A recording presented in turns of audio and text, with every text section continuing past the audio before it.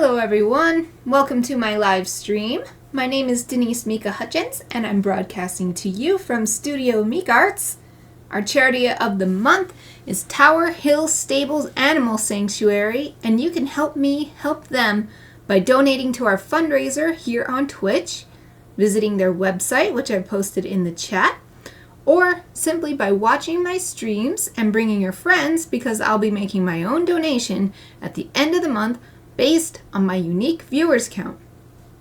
If you enjoyed today's stream, please support my creative work by becoming a Twitch subscriber to remove ads and get cute emotes, joining my Patreon for illustrated postcards and prints in the mail, or sending me some creative fuel through Buy Me a Coffee.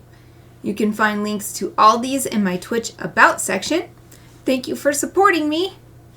Today is Tuesday, which means it's time for illustration, and I am back to work on my rainbow bees, my onomatopoeia bees, onomatopoeia project.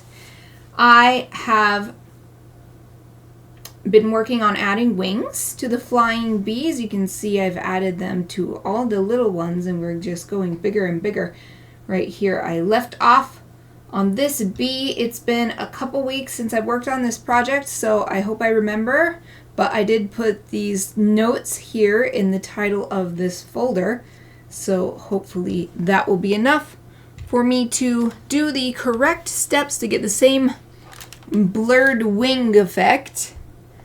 So now I'm just going to move my keyboard and mouse over to the side so that I can pull my Cintiq tablet down into my lap and use my stylus. So what I want to do next on these wings is add some basic lines for highlight and shading. I don't remember exactly which colors I've been using, but I think I've probably been using the brightest color here, and then the darkest color here, probably not the line color though, I would imagine. So let's see, and this whole thing is a wings layer, so just got to remember how these wings are supposed to go. The nice thing is this is all going to be blurred, so it doesn't matter too much if it's not 100% accurate. What I've been trying to do is just keep it consistent within the same bee. So for this bee, I'm trying to do the same kind of shapes that I did right there. And then let's pull the highlight color in and add some highlights. And keep in mind the direction of the sun here. That's what these yellow arrows are. They're just a reminder for me. Already, the fans on my tower are ramping up. Okay, now let's see if I remember the correct. So it says Mosaic 5.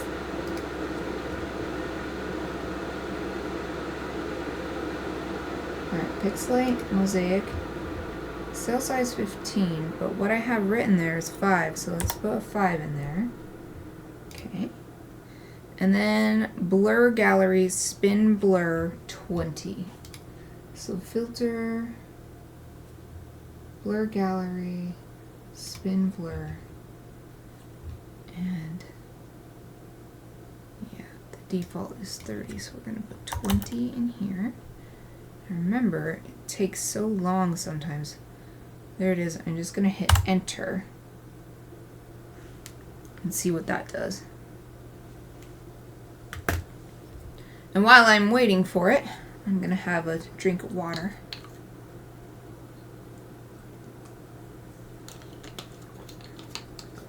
Enter didn't do anything, so I will click OK there.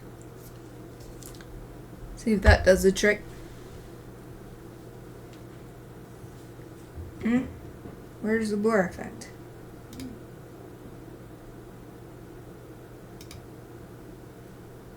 That didn't really work. It's the right layer, but it didn't really work.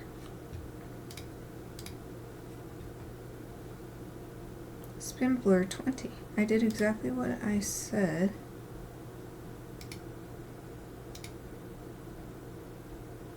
It's like it literally just didn't apply it or something.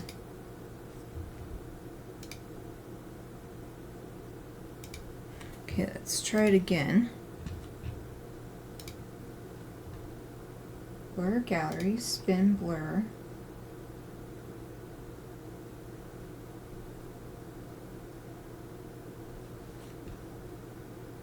Blur angle, we wanted 20.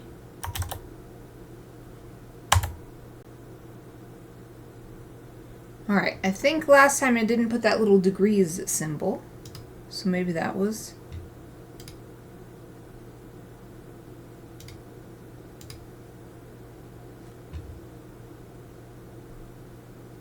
Preview off, preview on.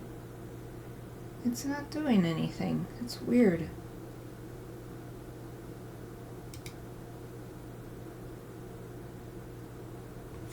Oh, here's something happening.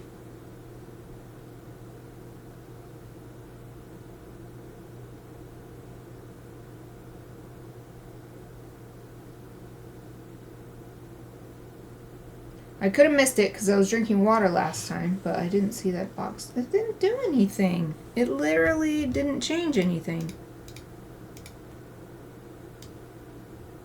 Why isn't it working this time? It definitely did not do anything. Oh, excuse me. And the pixels aren't locked or anything. There's no reason why it's... that I can see why it's not working.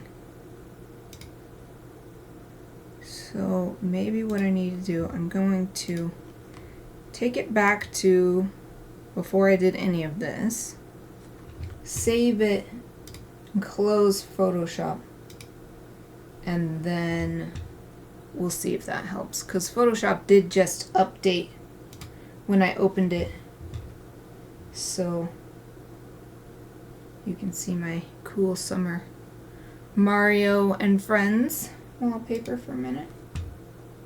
Okay, let's try opening it again.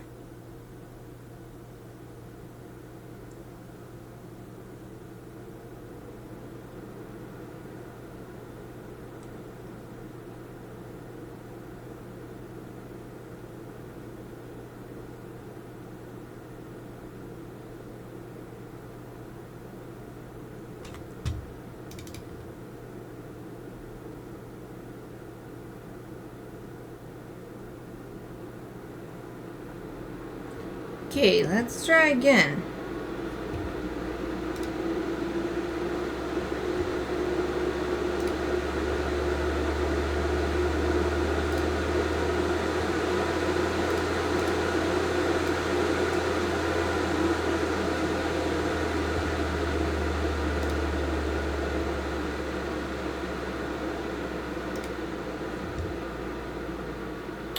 Oh, I know. It puts this little blur circle like in the middle. Okay, I see. I need to pin it in the middle of the B. Yay, I remembered what I needed to do. I need to pin that circle so it's got this little push pin. I've never used this feature before. Before this piece. Before this particular part of this piece. I have never used this blur gallery feature. At least not that I can remember.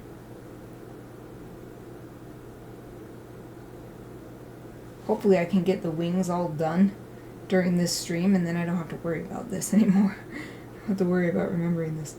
Okay. There. Because I clicked where I want the center of the blur to be. That was what I was missing before. But the blur angle for some reason is at 15.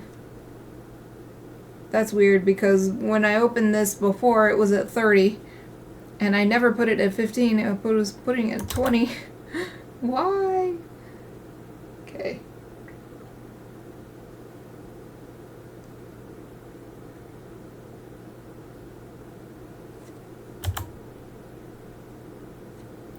I think I'm safe to click OK now without waiting for the preview.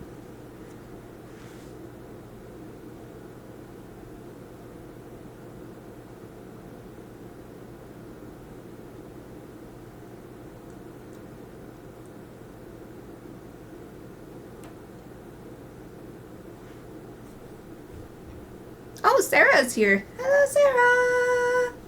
How are you? Thank you for joining me. My first stream of August. Yay! I'm so glad you could join me today. Hope you're doing well.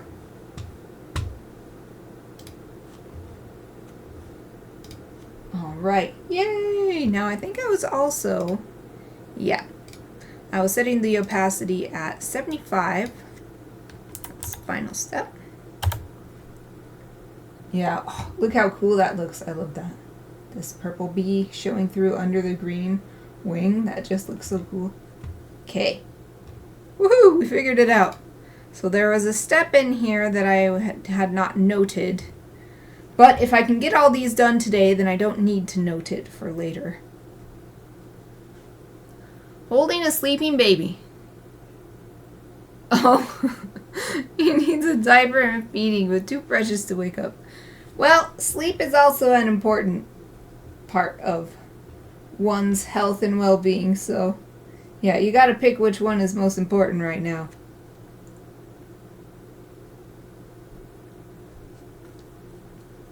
Okay. I'm trying to decide which bee to do next. I guess this one.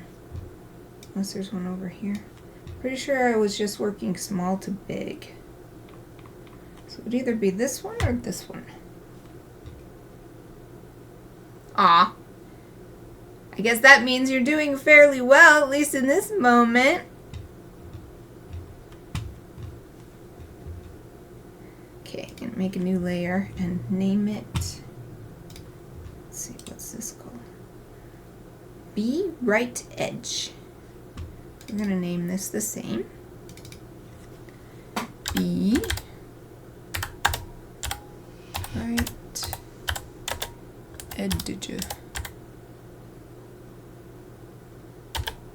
Enter.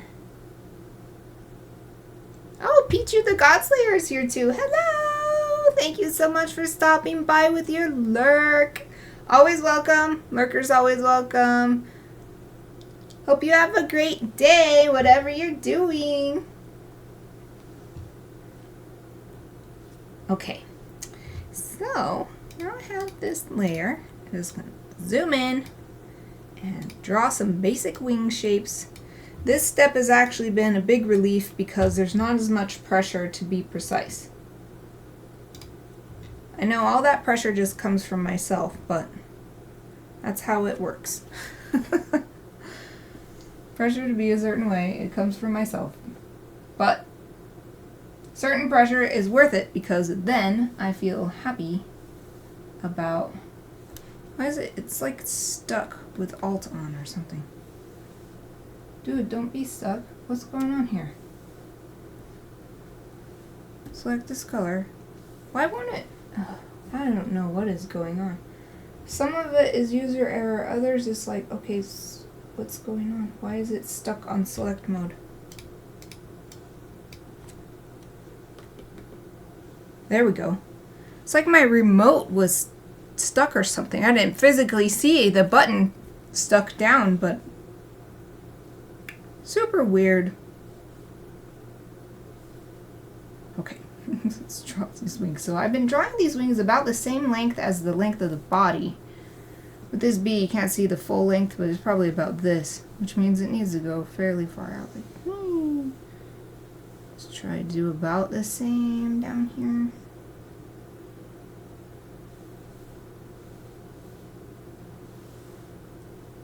I'm going to use my pen to actually measure this. About that long, about that long.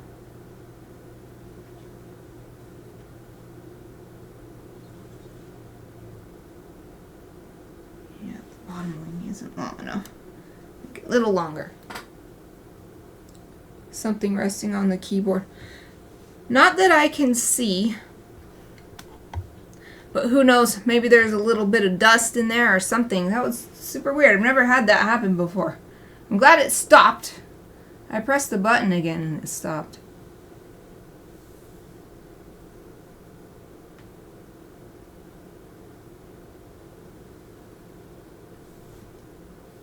There.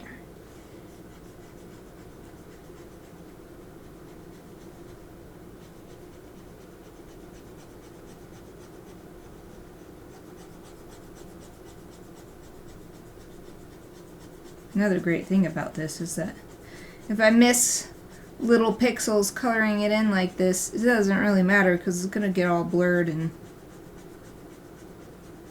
mosaicified or whatever. What was I doing? Yeah, mosaic.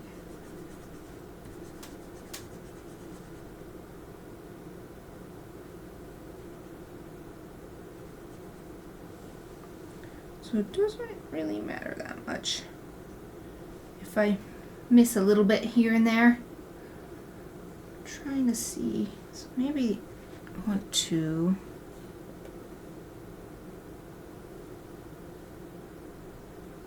make this a little more angled here.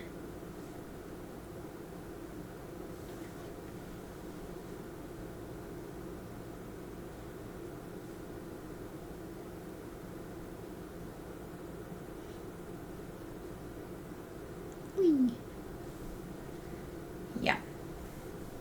And let's color this one in.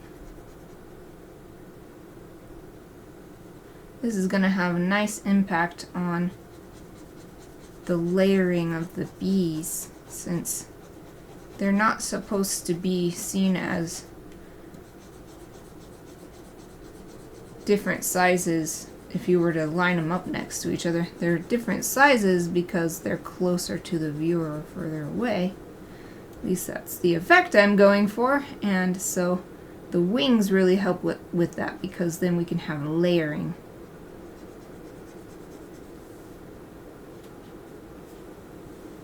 Let's do the same angle thing here too.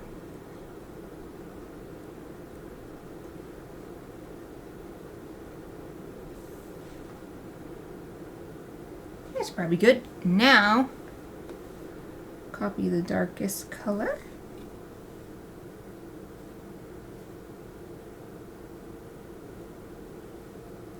Oops, I am still on eraser mode. There we go.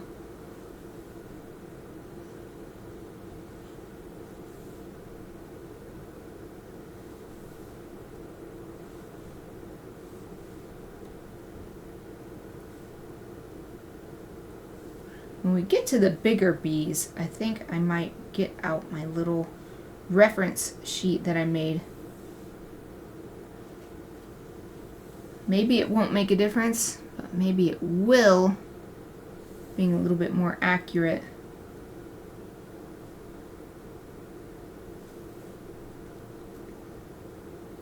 Because it'll be so big. Just such big wings. These are the ones I'm talking about. Huge wings.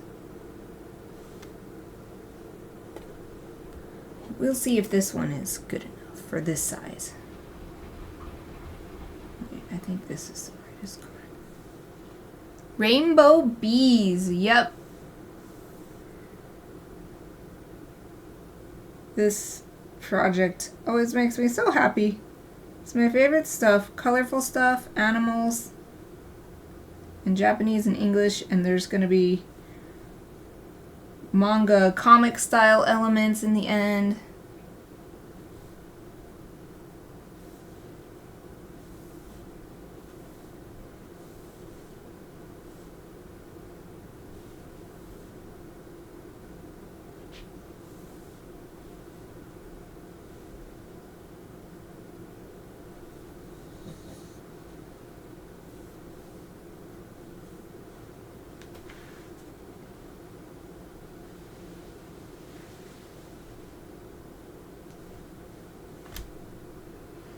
A little bit more highlights on this wing because it's on the side of the sun more.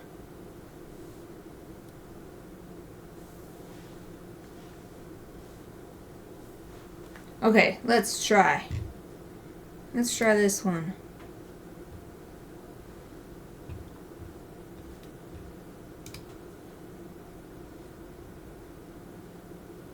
Mosaic at 5. And then blur gallery, spin blur, and I gotta remember to pin it in the middle of the back.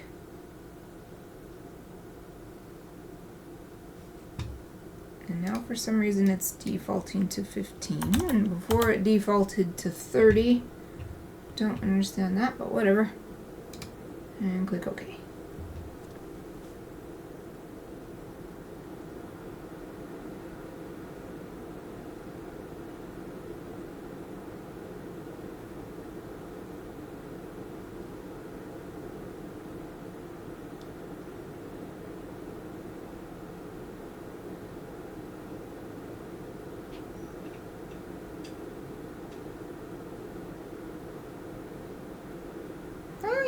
Seems like it's still going to work at this size. I don't have to change anything, so we're going to just change the opacity to 75 like all the other layers.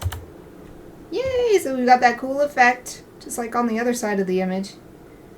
The wing being over this bee that's below.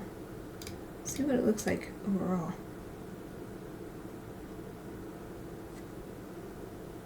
Also, let's save it.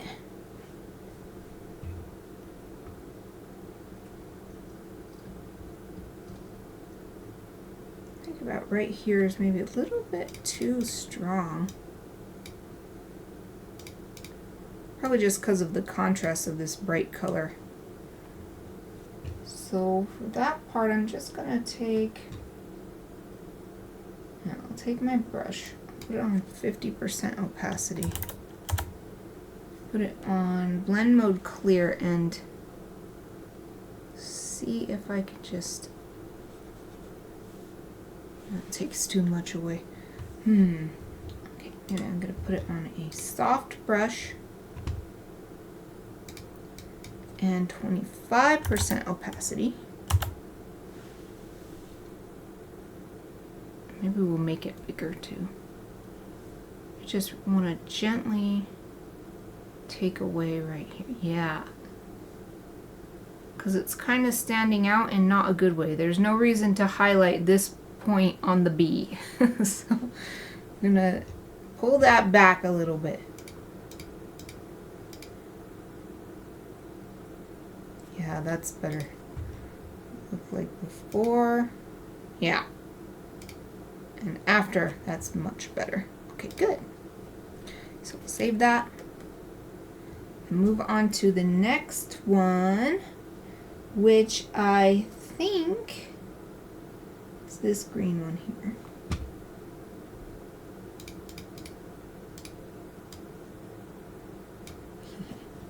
I love this one. This one's also one of my favorite ones. It's just ended up so round. Okay, what is this one called? Bee center middle. So we'll name this that so it matches.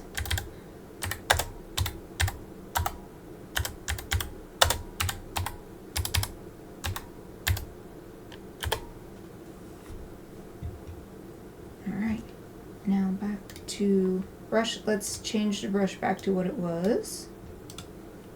Hard round pressure size at 100% opacity, and we want normal blending mode. See if the color select thing wants to cooperate. Ah, it worked that time. Yay!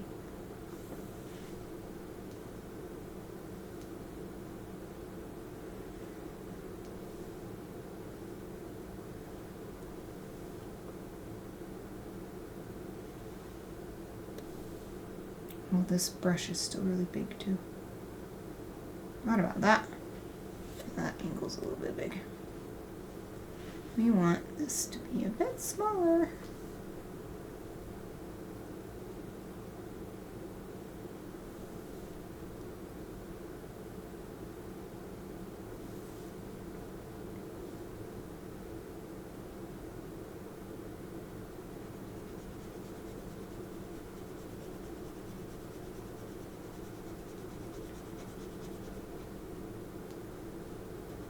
coloring in is always one of the funnest parts. That's why, even though it's a bit time consuming, I'm sure there's some other way I could do it faster, but I just really enjoy this, so I am indulging.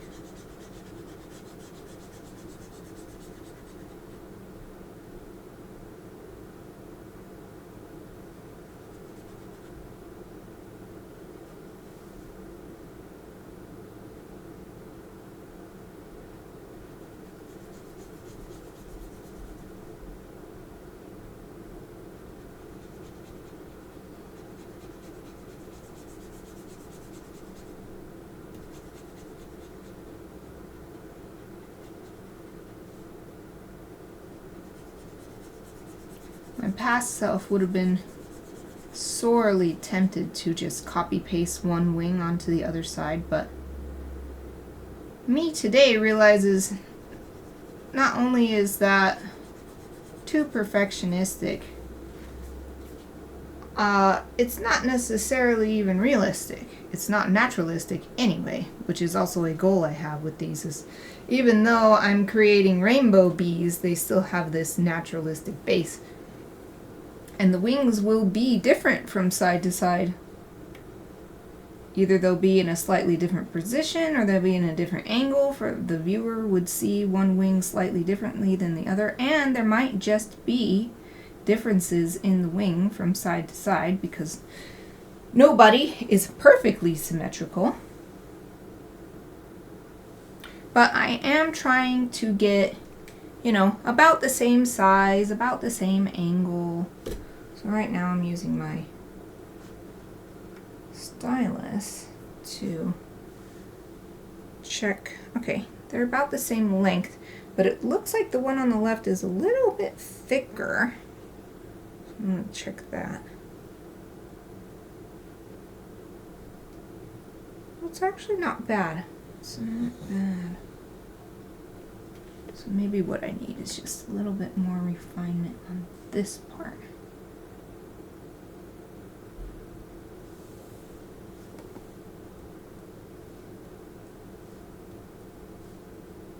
That's why it's so great to have those artistic methods of checking. You know, using your pencil and holding it out and holding it this way and that way so that you can judge the distances of this and that, or this relative size. Handy even with digital work. Because sometimes it looks like it might be off, and then it's actually not so bad. So, that's good enough. Let's select a dark color and add some of these veins that go out into the wings. And I don't have one of the... You know what? I am going to. I'm going to stand up for a minute. Oh, the Kraken has awoken. Did it suddenly get really loud over there? Is that what's going on? So I am getting into my project box to look at my little reference sheet that I drew for the bees' wings. I created a simplified version of their wing veins because they're generally the same from bee to bee. Okay, here it is. There are slight differences when I was looking at all these different reference photos, but for the most part, this is how it was. So now I have this I can look at. Yay! So yeah, they all have this long vein on the top. I'm mostly just drawing the top wing. So they've got this triangle here. Triangle here. So they have 4 wings, but for the sake of this drawing, I've just been blurring a depiction, a very simplified depiction of the top wings.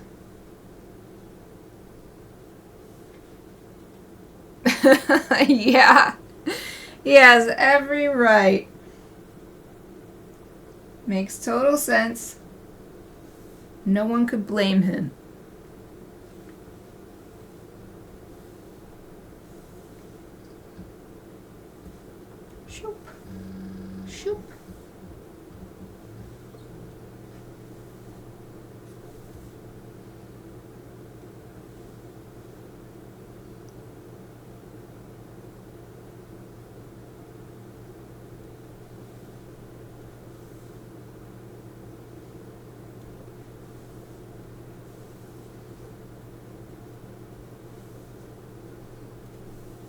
Alright, good enough. Next is the highlight color.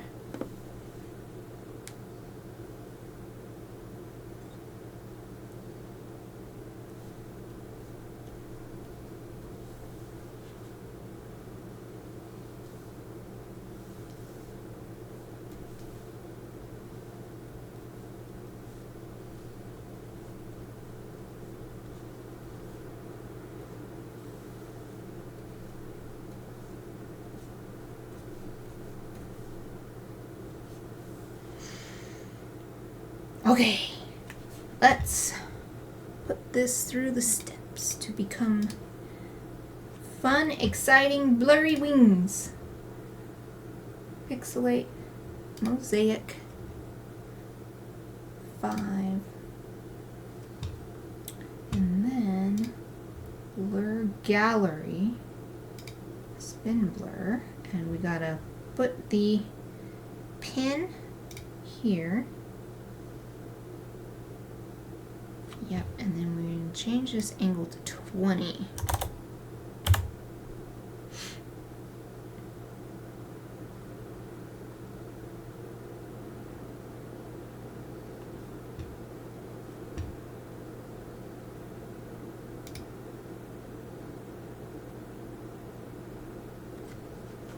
And let that process.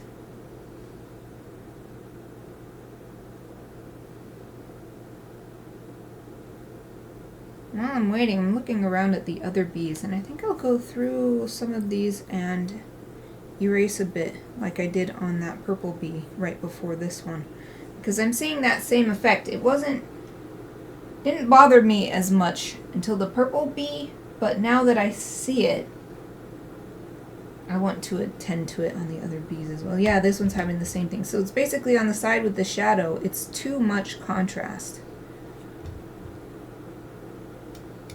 Put this at 75%. And then let's go in and erase. So the soft round, well, opacity just nice 25%. And we'll make the size really big.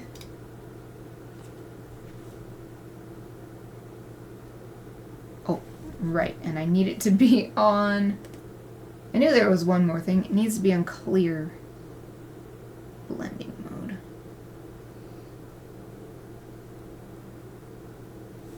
There. So let's do the others as well. So this one.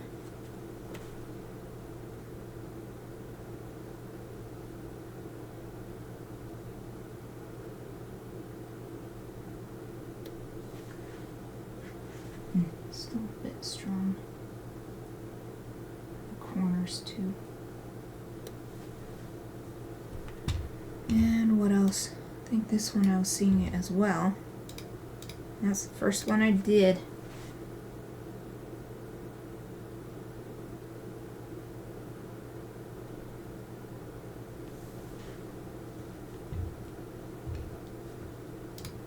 Anybody else need a touch up? Also, let's save real quick. I guess I'm seeing it a bit even on this little one too. Wow! I always do that. That's too far in. I don't need to zoom in that much. Just a bit too far.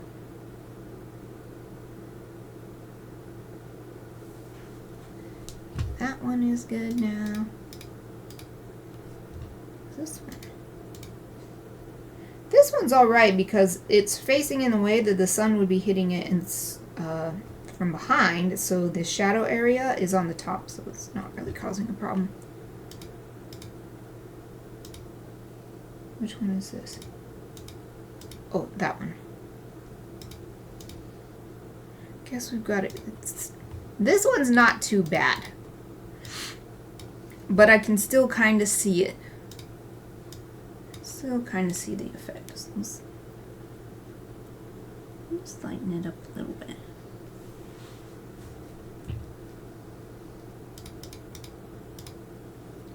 Next. Oh, yeah. this one has it too.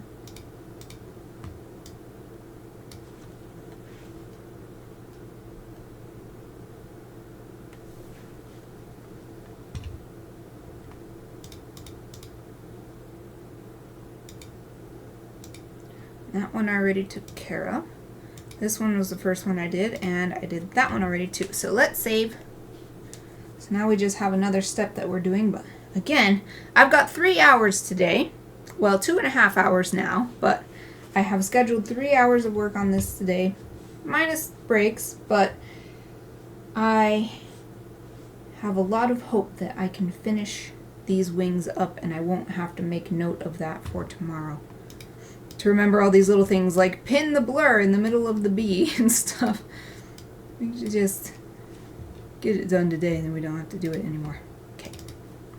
This one, oh, I need to look up the name first. This layer is called Bee Left Up Out. Bee Left Up Out.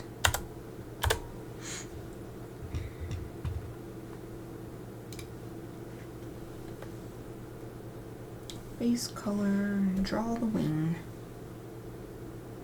Now that I have my little reference image, I can draw the wing as a more accurate shape too. Oh right, I have to change my brush back. So we want hard round, pressure size 100%, opacity, blend mode normal, and back down to a more appropriate size for this.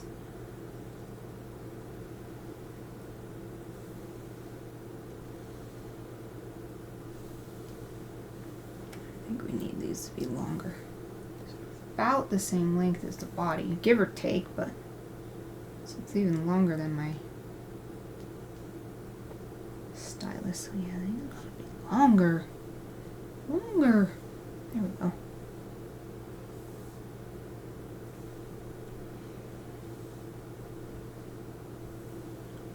Alright, that'll do.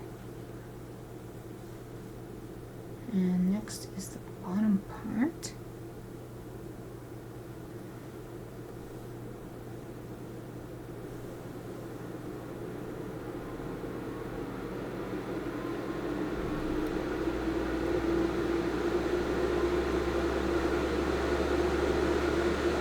There go the fans again.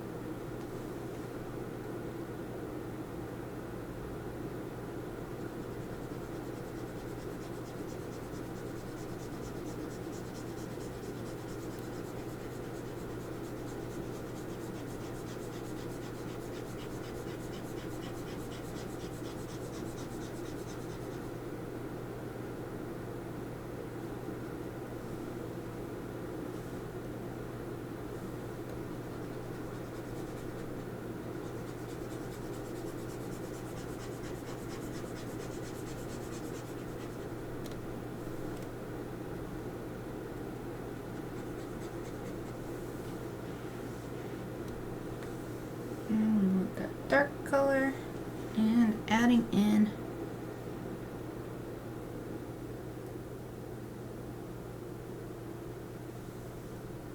veins, bee wing veins.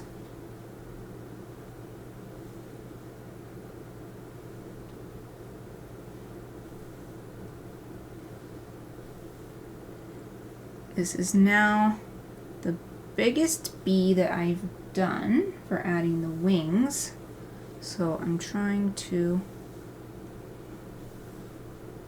add a little more detail than I have done.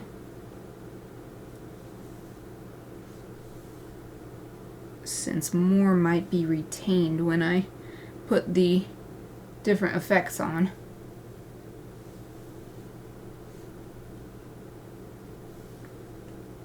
So I'm still not trying to make it super perfect or anything, but just add more visual information.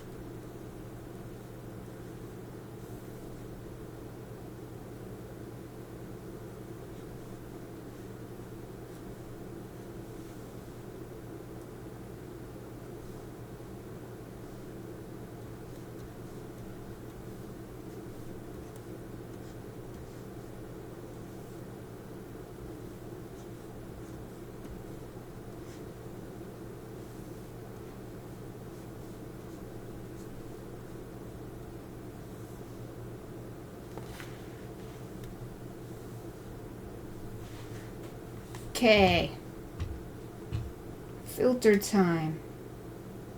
We want pixelate mosaic 5,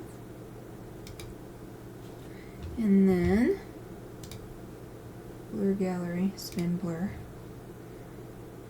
and then pin the blur, spin blur, pin blur. But we want the angle to be 20%.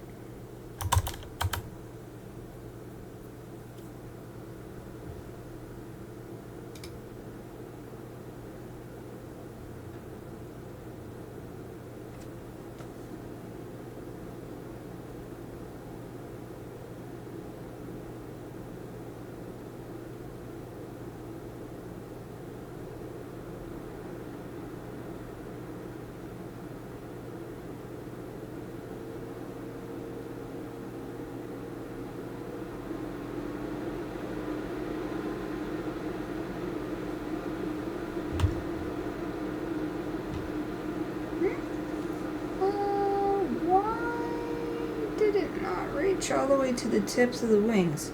Hope it didn't do that with any of the other ones. I'm not seeing that down there. Oh! Wait, I am. Look. It missed the tip of the wing right here.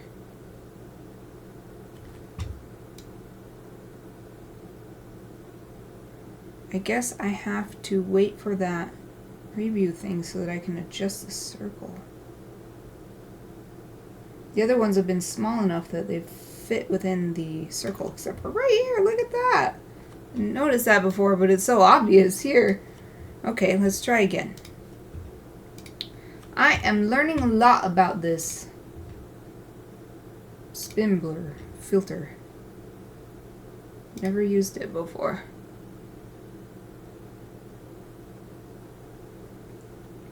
At least not so intensely. Ah, I see. See how this is too small? How do I make it bigger? Do I pull this? Does that make it bigger? Doesn't make the circle bigger. Makes the blur go out farther. How do I make the circle bigger? Also, I want blur angle 20.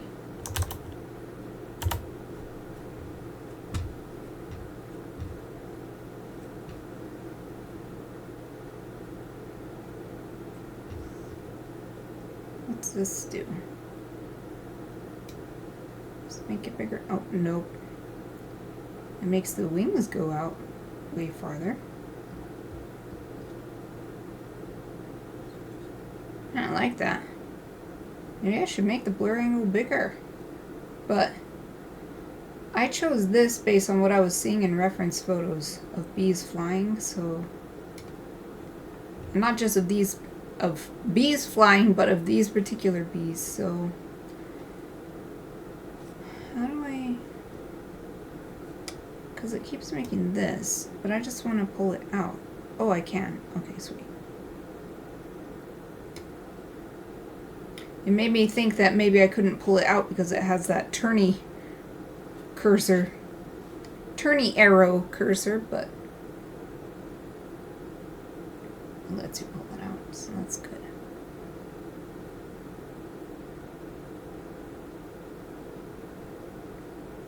It's updating, but it's not getting the full wing. I want the full wing covered, please. Alright, here's yet another step that I've got to deal with for this.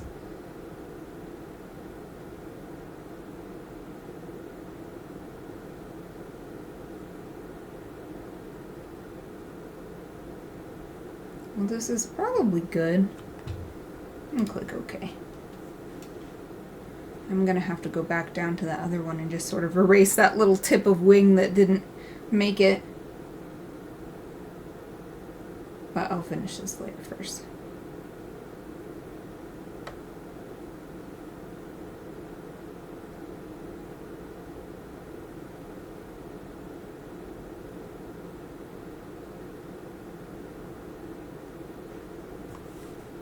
Okay. Opacity goes to 75. And we're going to do that little erasing step. Update my brush.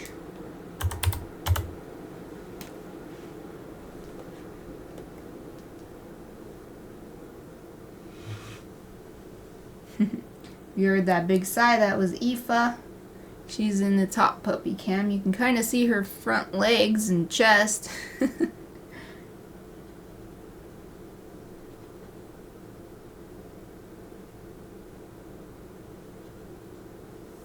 There.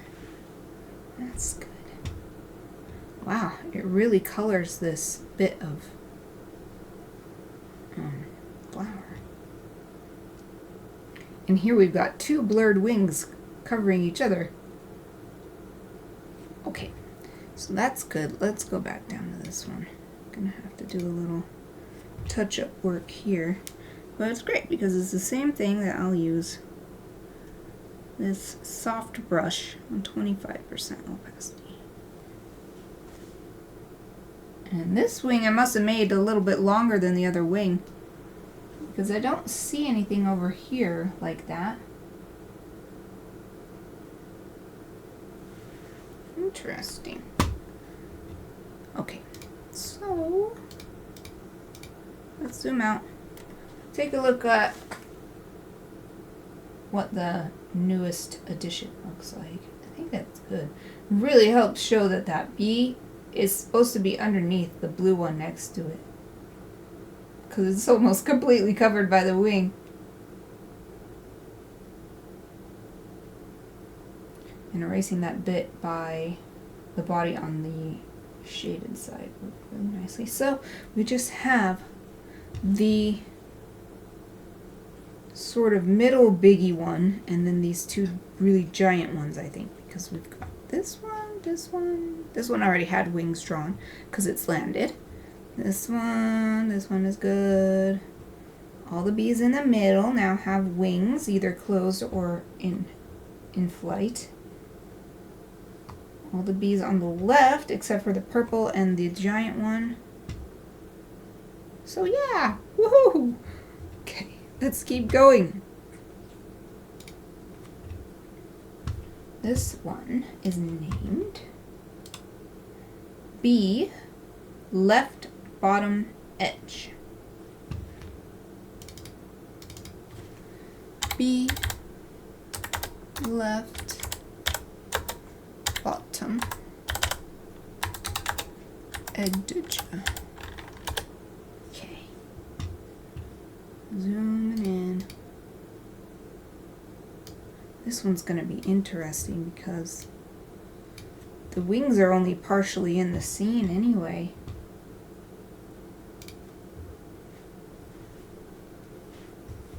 Alright, gonna adjust my brush back.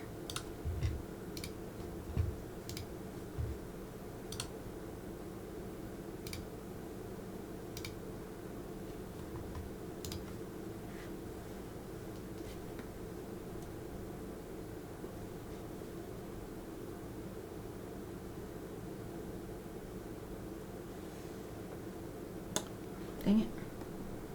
There.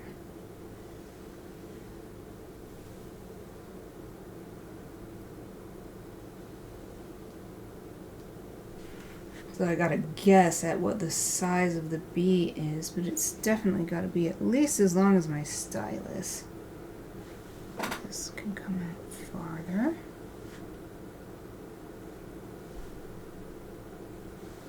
This is gonna come out way farther actually, to be long enough. Okay, call that good.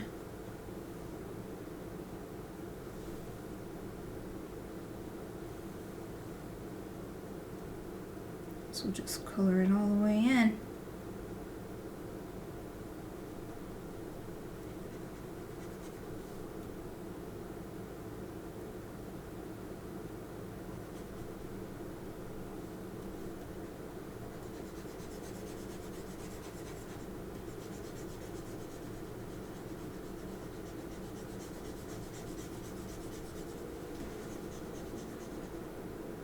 I don't know for sure, because there's so many steps in this process, but I think this might be the last thing I do for the characters or the environment.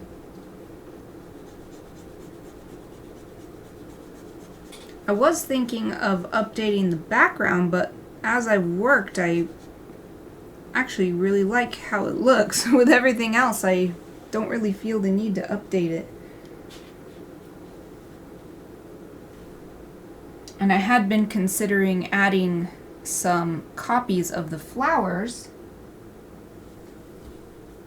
to create even more blooms throughout the background, but when I opened it today, it felt like this is the right amount, so I don't really feel like I need to do that anymore.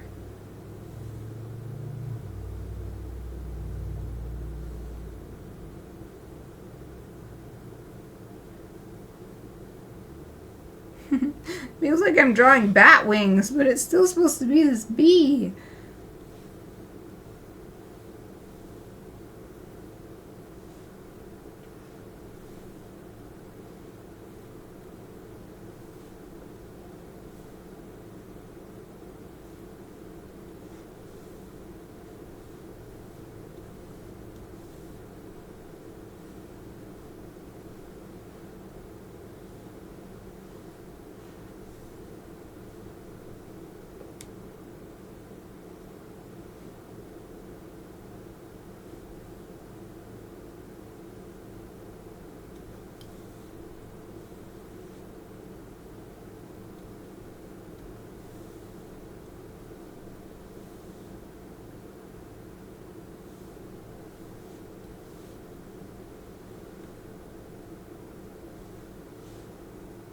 Oh, it's doing it again, where it's getting stuck. Why? Why are you doing this?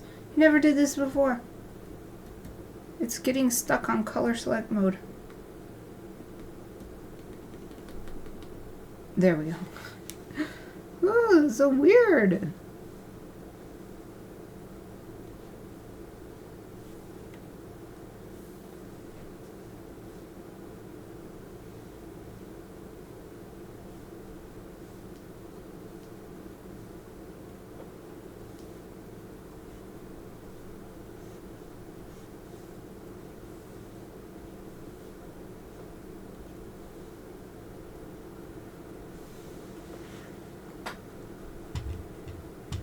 Time to see how this works with this is yet again the next biggest one.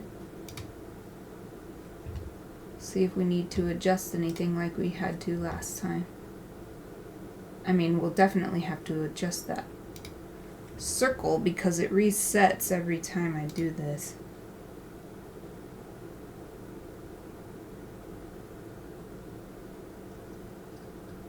That's super weird. Now the default is 30. I don't know where it's pulling the numbers from.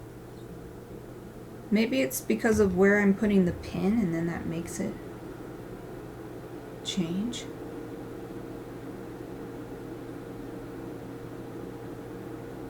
If it's stuck. Well, I will have some water while I wait for it to process.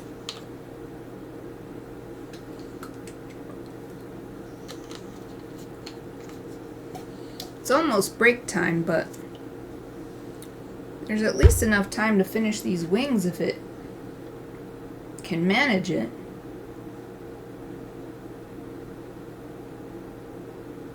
Hopefully my stream's not frozen. Is my mouse moving? Oh yeah, it is good. But the little wheel saying updating is stuck.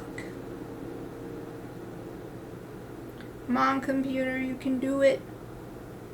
You can do it.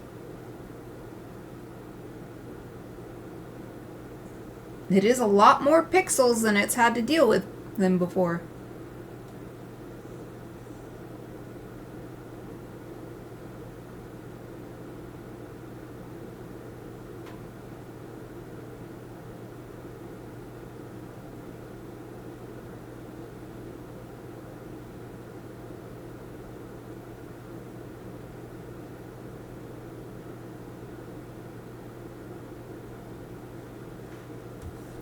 Well, what if I just click cancel? Is Photoshop just totally stuck, or?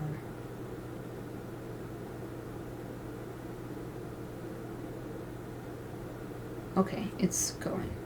And clicking cancel didn't even work. That's so weird.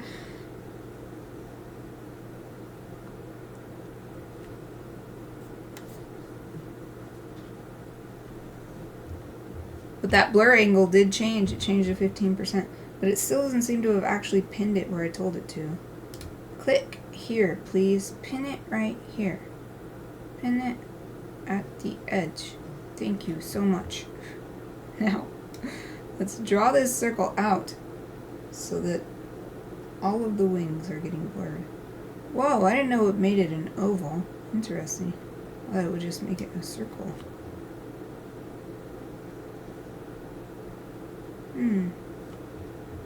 Blurring we want 20%.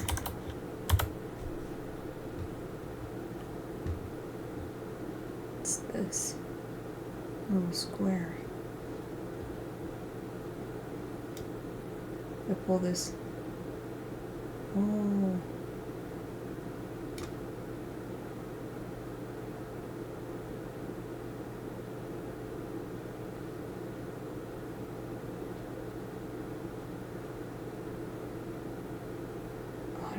I should keep pulling this up or what? Ah!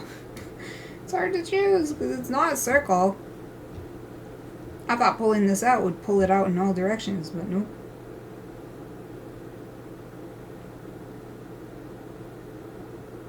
This seems alright though, so I guess I'll just accept this.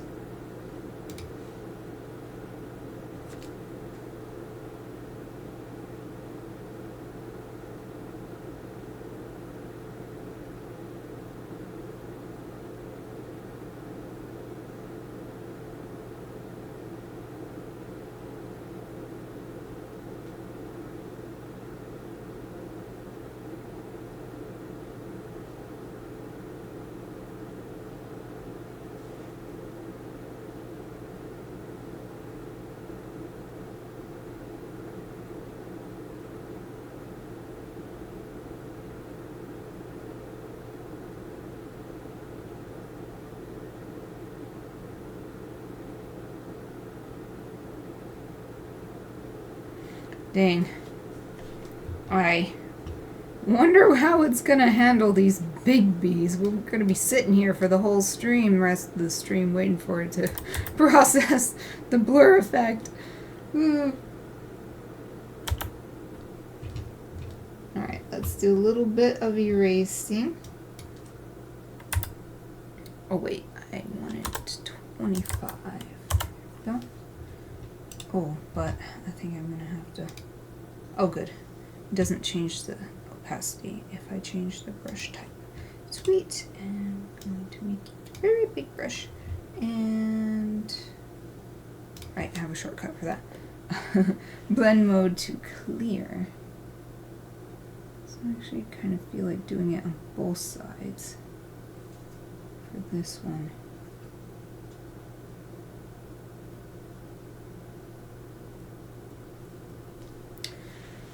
And as I was waiting, I felt like the edge was a little bit too strong on this bee as well.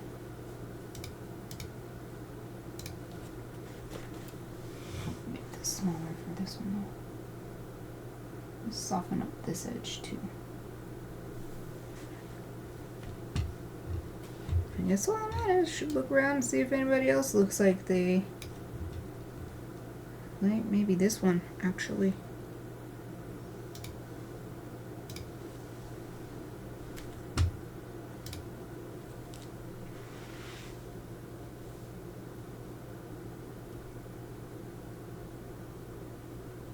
There.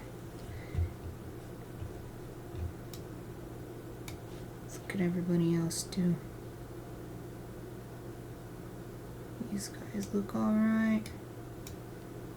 This one's in the middle. I guess this pink one still looks too...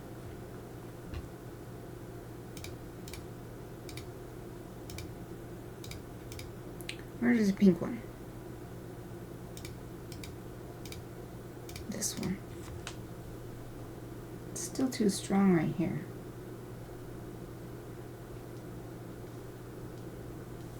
There. Alright, what about these bees up here? These bees. Okay, everybody's looking good. Let's save. Perfect timing. Actually, it's a bit late, but it is time for break time. I highly encourage everyone else to also take this opportunity to get stretched and refreshed. Let's see, I'm taking off my tablet glove. I'm going to put my be right back sign on and I'll be back in about 5 minutes.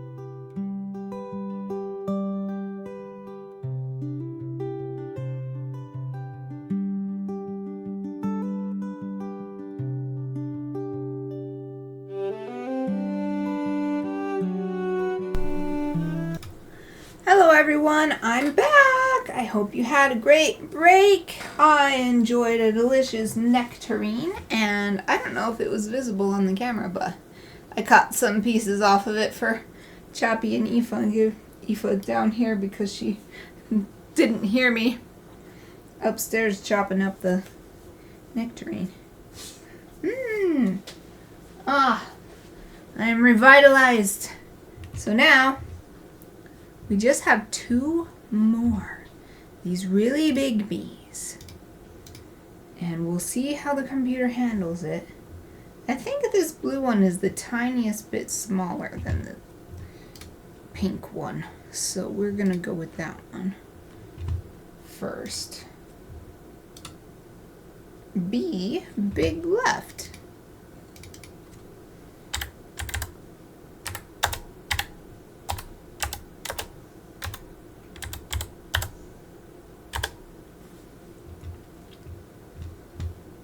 And it will just follow the same process.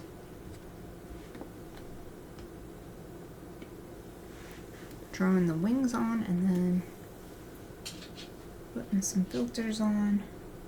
Yeah, this bee, I put it at 50%, but I think I actually need to draw it this far away because I've been drawing the wings about the same length as the body. So for this bee, let's see, it's not quite the length of my stylus. It's like the length from the red ring at the bottom to the top before the eraser bits. That, yeah, that goes off the left edge, that length, and the right edge goes almost up to this. I'm going to put a little dot here. Wait, I need to adjust my brush. So we need opacity up and back on the hard brush. So it went about out to here. The other one just goes right off the screen.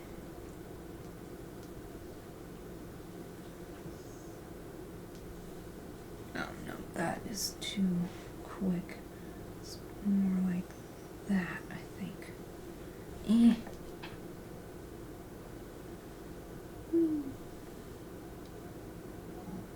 Trying to get this angle. Maybe that's good. And try to do the same thing on the other side. And it comes out straight for a little bit and then has this angle here.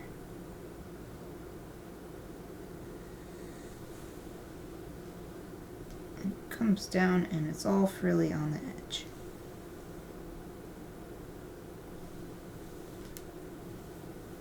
Definitely made this one too thin compared to the other one. There. Okay. Now we'll color it in. Nice and easy. We made the brush bigger for this. I like coloring, but there's still a level of efficiency that I want to enjoy too. Look how nice these yellow, these are just guidelines. They're not going to be in the final piece, of course. But these yellow arrows look so nice on top of this blue color.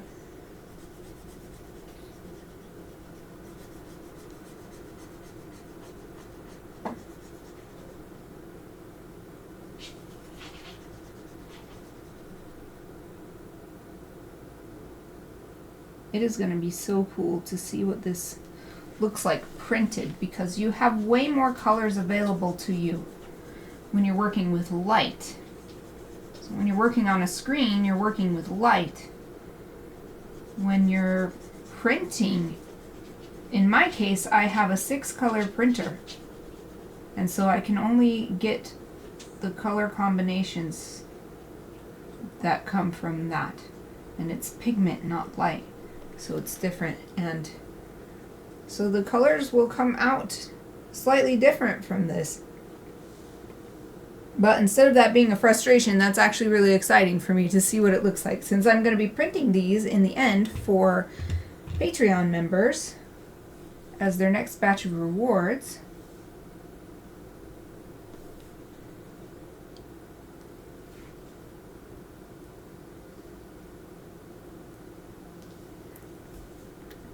that's a little too thick of a brush. Let's go a little thinner.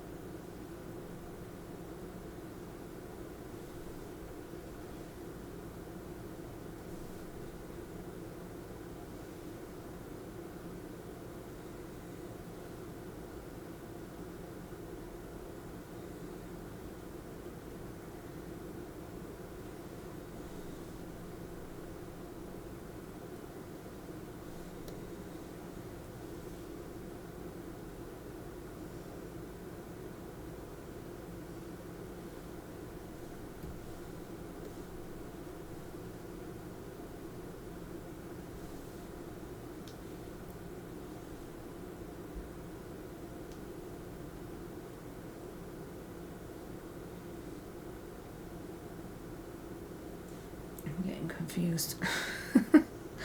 Getting confused about the lines. It's tough.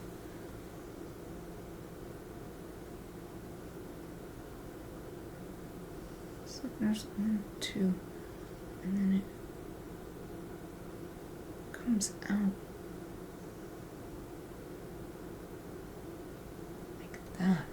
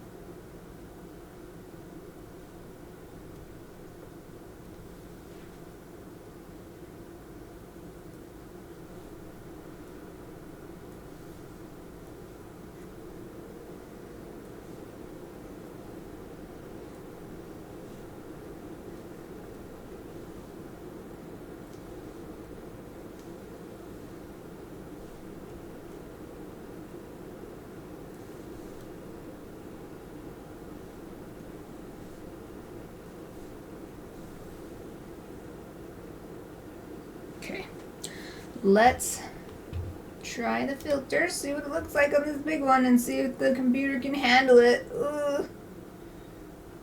I guess I should save just in case it crashes or something. It struggled so much with something that is several times less the amount, like at least half as many, maybe even smaller. Okay, let's go. Pixelate, mosaic.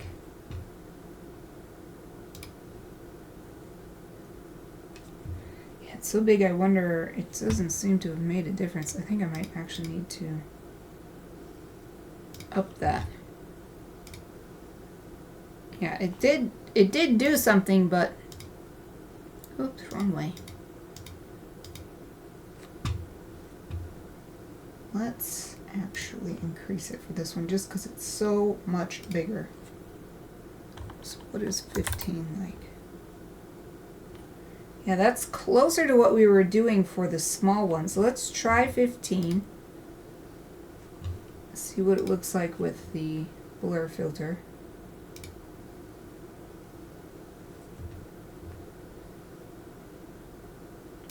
Pin it in the middle of the B. Maybe this. Oh, I need to grab this square. That's what will make it circle and not weird oval shape. Jeez. Crazy. Okay.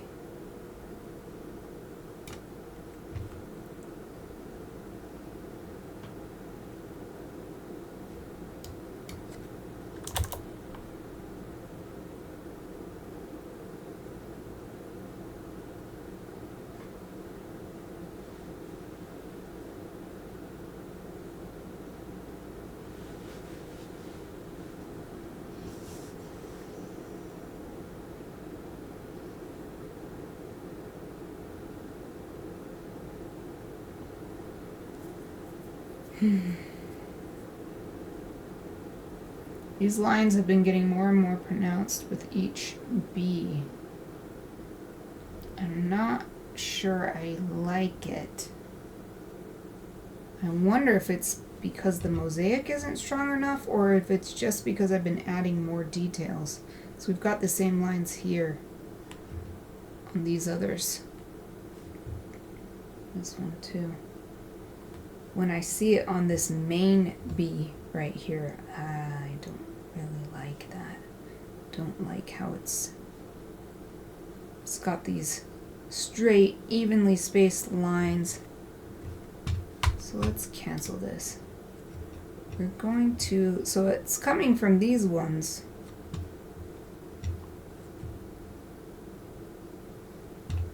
So what we can try, there's a couple things we can try. We can try making the mosaic stronger. So what if we do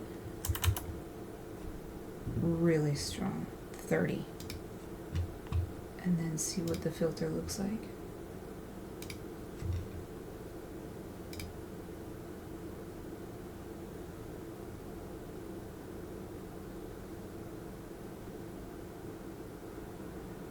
And it wants to be stuck again.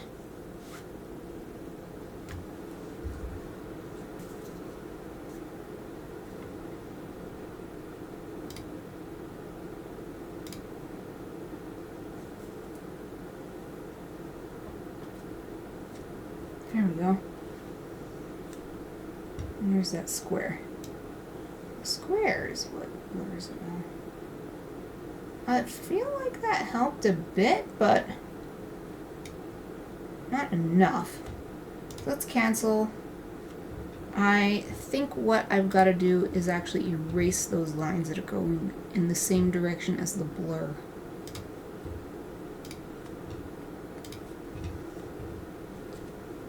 So we will just take this color these in.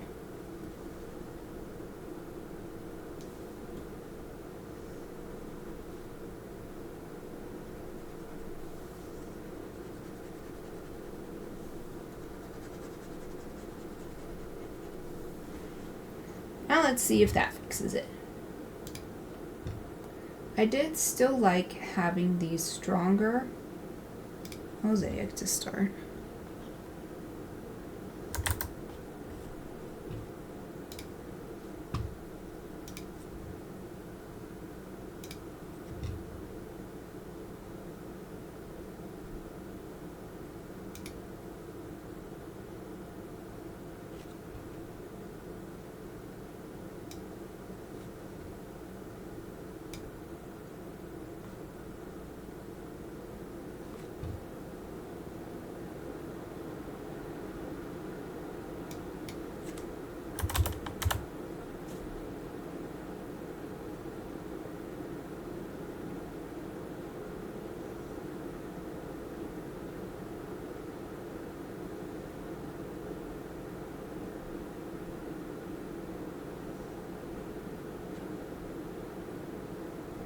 Still updating, but I'm wondering if a bigger angle would be nice or something. So that's too much. It's really, really maybe 25.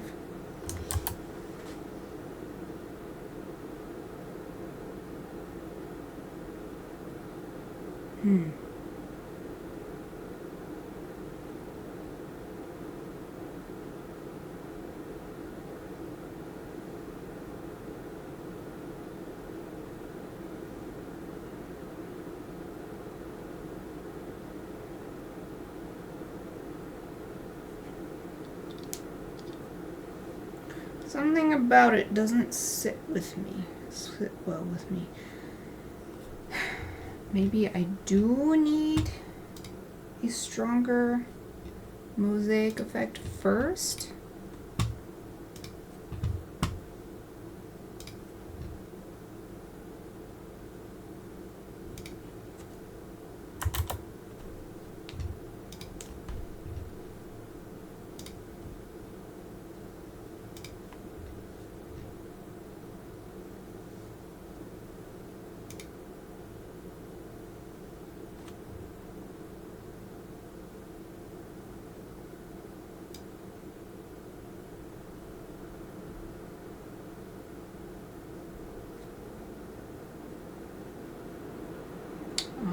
think I did.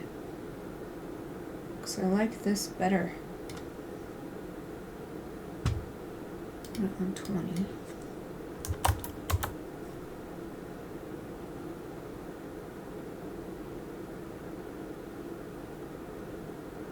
I wonder if an even bigger one. Oh, no, I'm getting those lines that I wanted. I wanted these lines. That's what I did the mosaic for. So I'm going to click OK. I think I finally figured it out.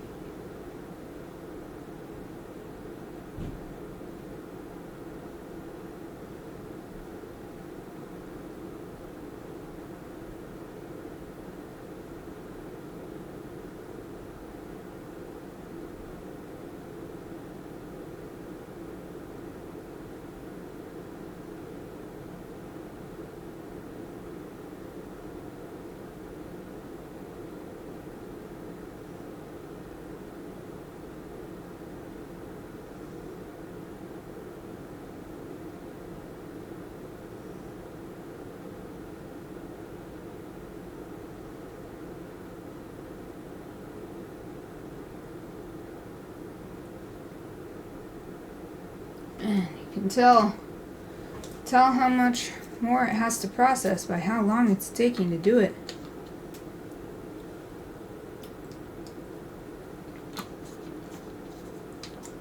Gives me a chance to have some water. It's getting there, almost done.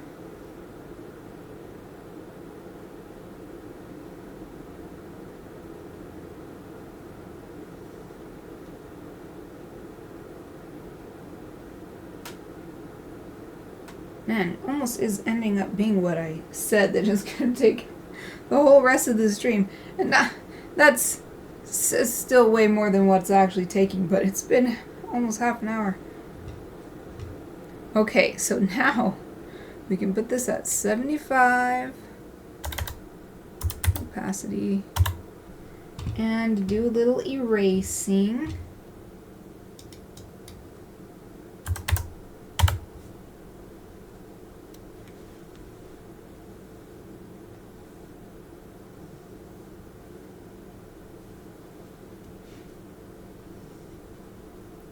Soften up the edges.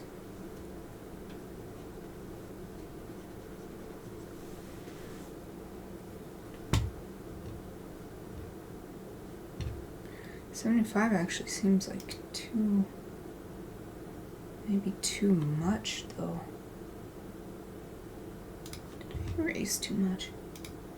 Yeah, I erased a little bit too much. Let me try again.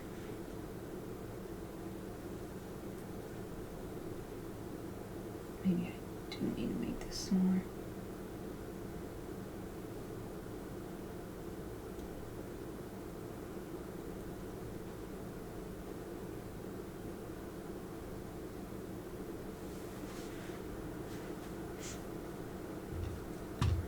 Maybe I'll actually do about 85. Oh man, I feel like I gotta sneeze. And I'm mute.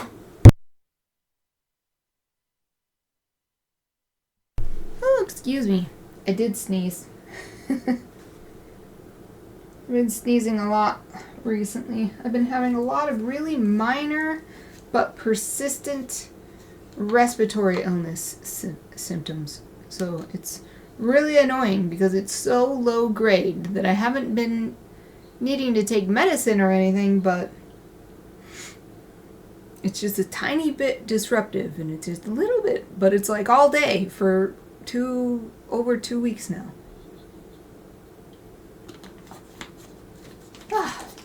Okay, a little bit more water. Maybe if I zoom out, I can get a better idea.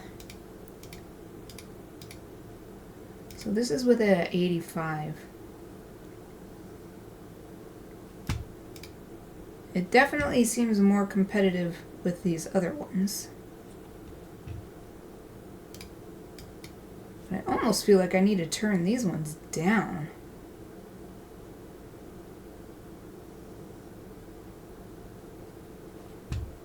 What if I put it back down to 75? What's that like?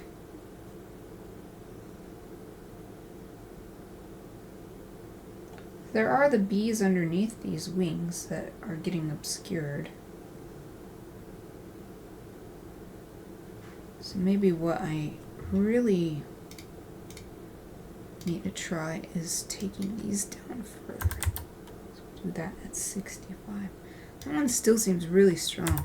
We'll do 50. Not strong enough. 55. Maybe 60. Let's try 60. And then this one, which one is this? Left, right edge. Right edge. This one. If we do 60 here as well.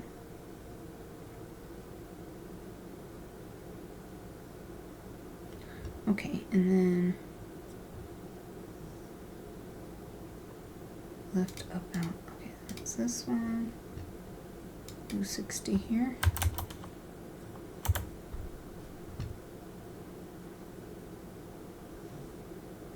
And there's something about this purpley pinky color that's very, very strong.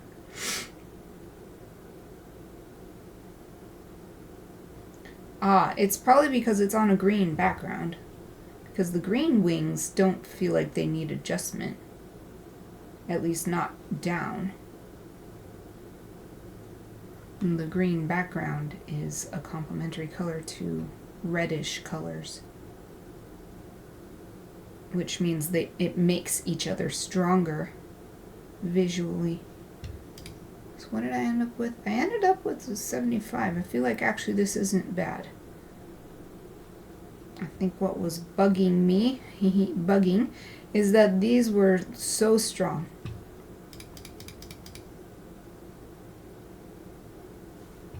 I even feel like I want to erase this wing a tiny bit.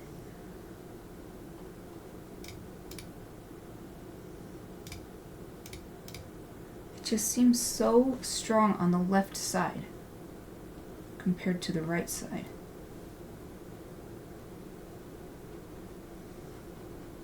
Maybe it's because it's on top of the flower, I don't know, but maybe that's a little bit too much. No.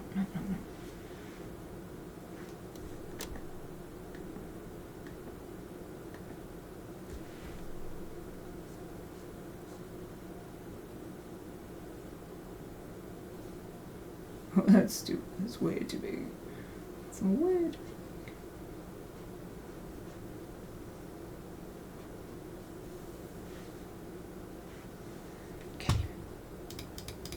Look at it super tiny, see what it looks like.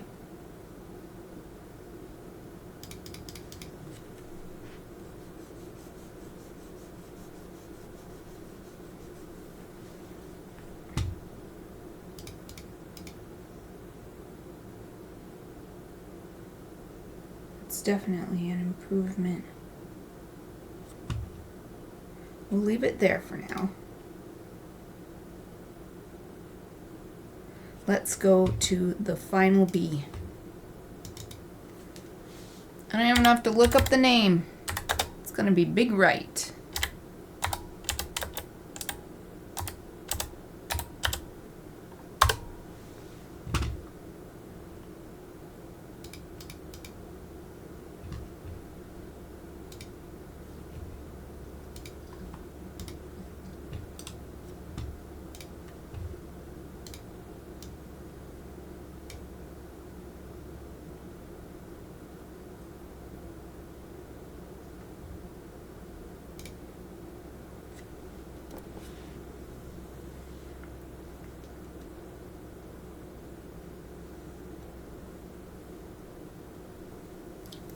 What kind of size am I looking at? So the bee is about this big.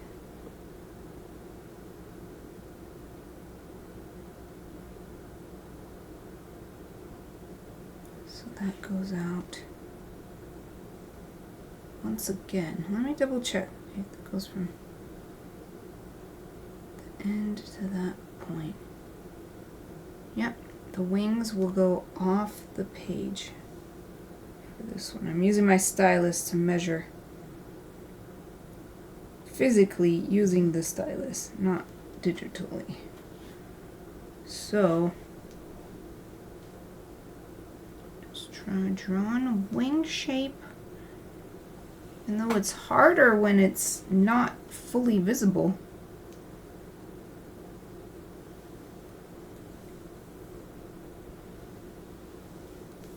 Ah, no. Come on, me, we can do this.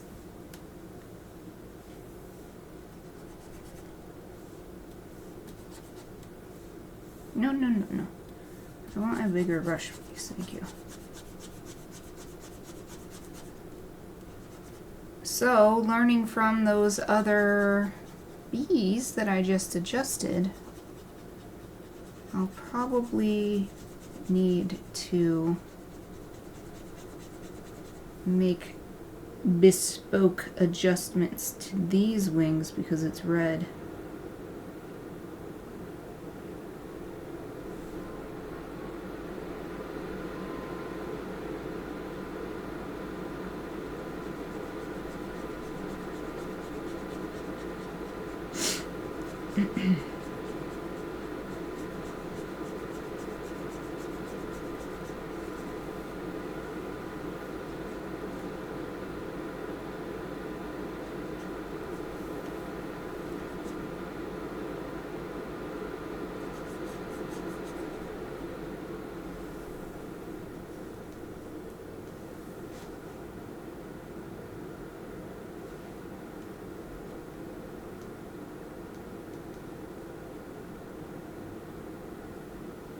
Angle isn't quite the same, but I guess that's alright.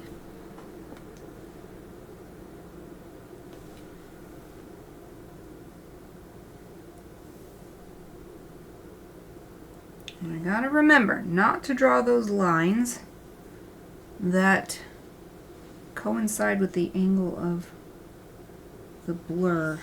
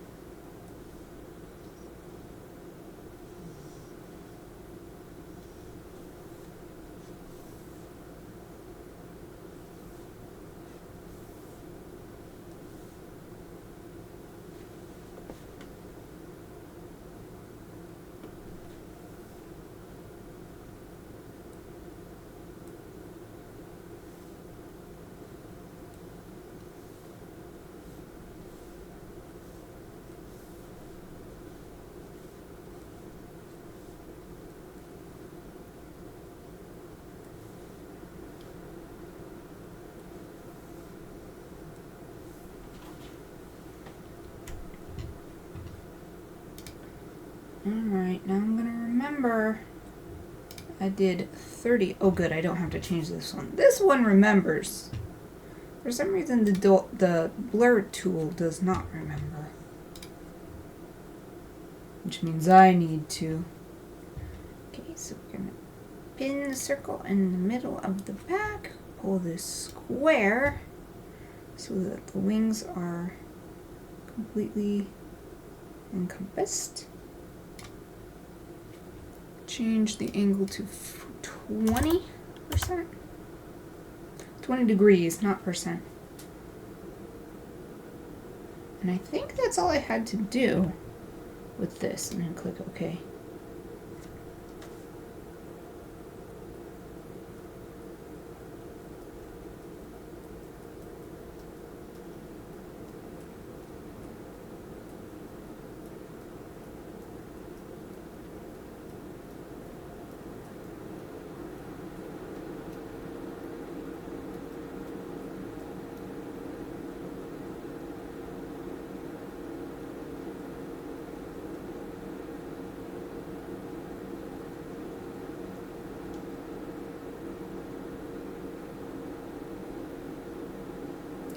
This is taking so long. I'm going to take a second to put my nectarine into my food log.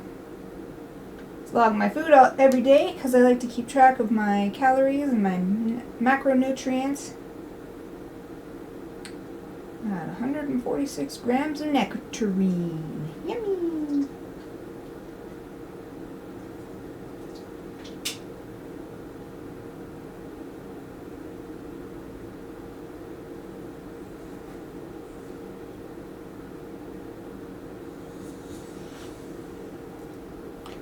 We have plums and kiwis and oranges too. The easiest one to eat during my next snack break. It's probably the kiwi fruit. People never told me this before, but you can just eat a kiwi like whole. You don't have to slice it or peel it. You can even eat that little hard bit at the one end where it was plucked off of the... I don't even know where kiwis grow. Do they grow on a tree or like a little bush? Wherever they were connected to their original plant. You could just eat that too. So that's what I've been doing, to just wash it off. Eat the whole thing, and then I don't have to make dishes dirty. Like cutting it or scooping it or anything. So I love the kiwis because they're so easy to eat for a snack. Yeah, this looks really good. So let's put this on 75 and see what that looks like, because it might be a little bit too much. Actually, not that bad. Let's do the erasing close to the body, which even that doesn't even really... Let me zoom in, but I feel like I don't even really need to do anything there. I guess I'll do a little bit just because I have been, but that's cool. Yay. So about 20, 25. That's close enough. And clear blending mode, and make the brush bigger.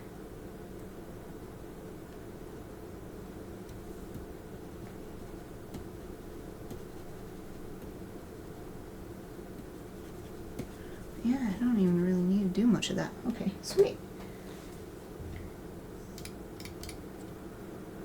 Let's take a look at the piece, how it's working overall. At this size,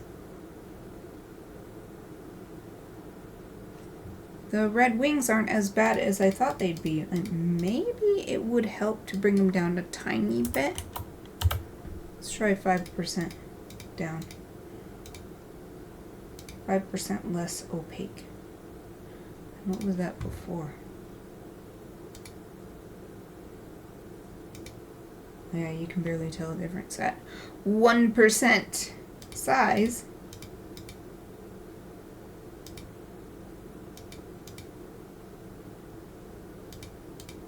Yeah, this little bee is getting covered. Ooh. But that's how we can show that these are not a variety of sizes of bee. They're all the same size, just at a different distance from the viewer. So that's exactly what I hope to do.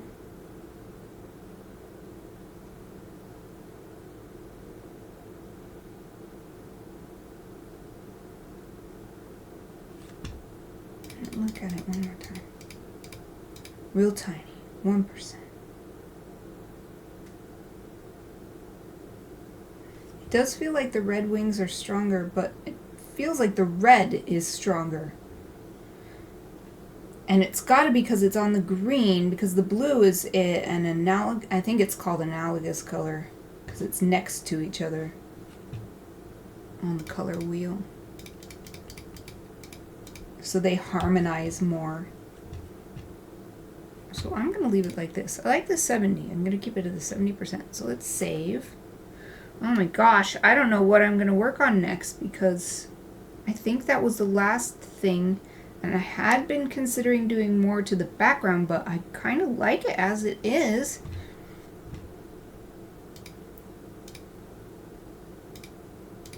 Or at the very least,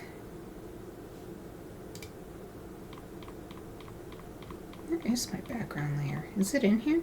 It is. Okay. At the very least, I'd like to get some specific feedback from my specific feedback people that I show my work to for more critique style feedback. Not exactly, not like academic critique, but a little bit more focused. Helping me reach my goal.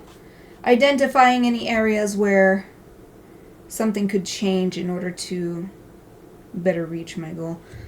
But for now, I think that's good for the wings. So what am I going to do? What am I going to do next? I think the next step is starting to add all the text, because these... Let's open another one so that I can... Ooh, I'm a struggle right there. So that I can compare... Let's see, artwork, projects, Onomatopoeia. So, I guess I'll look at the cats, because the cats is the first one that I did.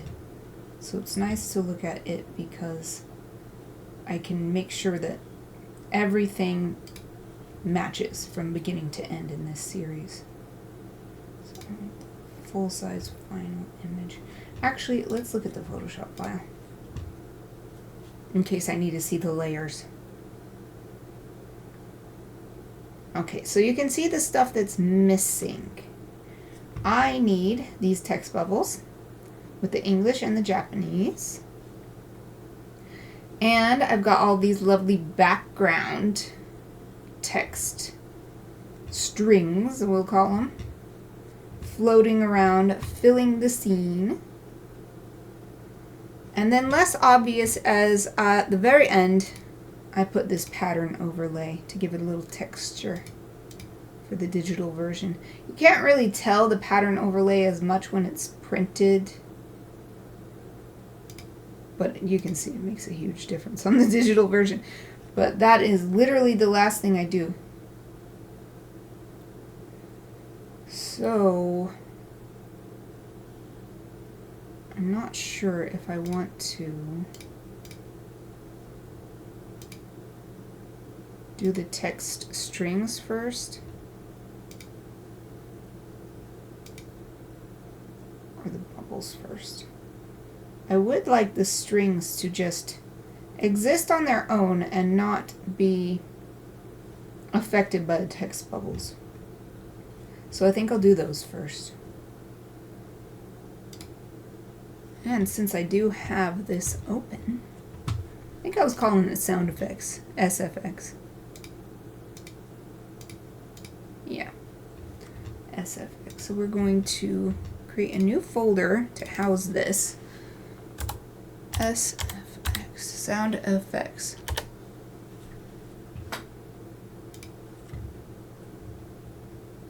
And here we go. I'm just going to drag some over. Why is this like this? I wonder why it has a struggle with that.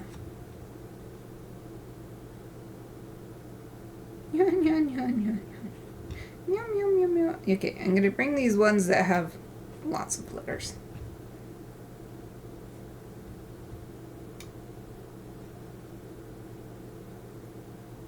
Why doesn't it source destination?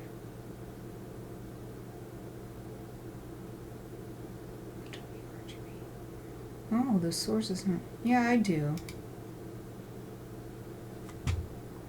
And I'll bring the nya nya nya nya nya nya one over too. Oh, and probably this nya nya nya nya. Yes, go ahead and do it. We're going to change the colors anyway to suit the illustration in question. You want this nya nya nya nya nya nya one? Of course, we're going to change this because bees don't say meow. Okay, so I'm done with this for now. We don't need to save any changes. Ooh, it already looks so good, even though these are definitely not matching colors. That other one is way more pastel. And that being said, I need to change my physical workstation here because this is all going to be mouse work. So I'll lift up my tablet monitor so that it's straight up and down like a regular monitor. Bring my keyboard and mouse back over in front of me. And while I'm at it, it's getting pretty warm in here, so you can tell this Jappy's not laying in her bed. She's laying on the hard floor, but it's cooler. At least that's what I think is going on. I'm turning my fan on.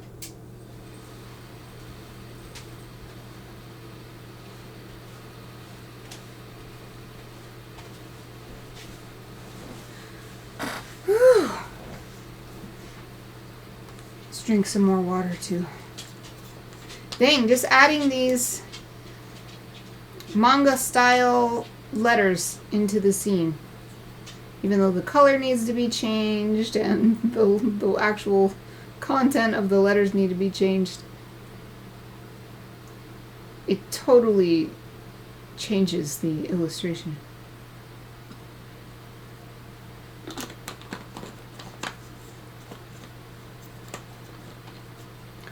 Ooh. To be honest, I'm feeling kind of overwhelmed at the thought of figuring out where I want these to go. But I've got to start. That's all it takes. Just starting. So we'll start with the fun, easy part, which is changing this. Oh, the fonts are missing? Why? Digi Kyokasho NKB. The hell? Ooh, I swore. Sorry, I just don't know why did it do this? What the heck is this? Oh. Okay. Why? When I zoom in, what is going on? No, what the heck happened? Why doesn't it have this font? Ugh, gotta figure this out.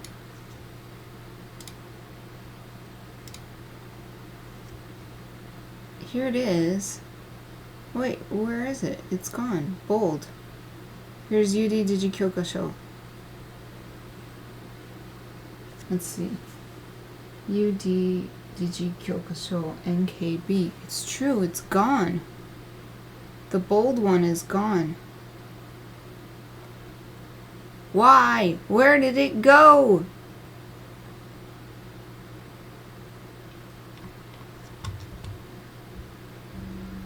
What? Where did I even get this? I'm gonna have to search for this. Try to get this font. Or I could look on my computer. Look at my fonts folder first.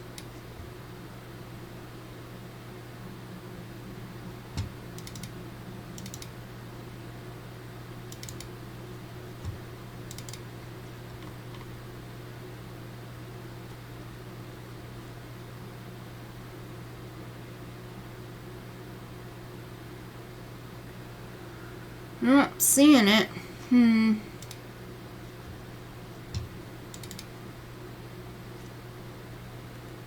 I feel like this Kyokasho was an Epson font.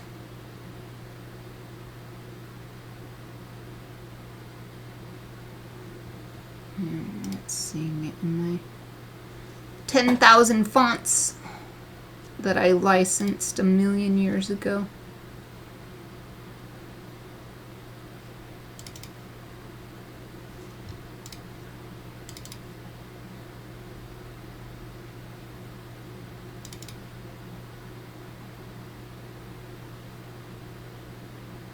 There's Kyoka, but that's just Kyoka. It's not Kyokasho, it's not ND or whatever it was.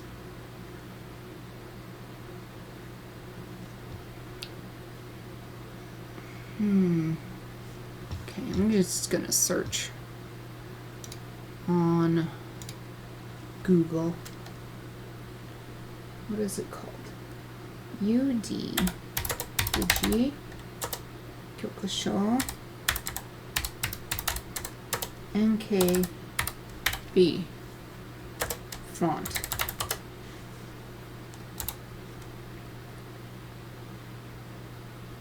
Windows font that is primarily intended to support the Japanese language for the education market.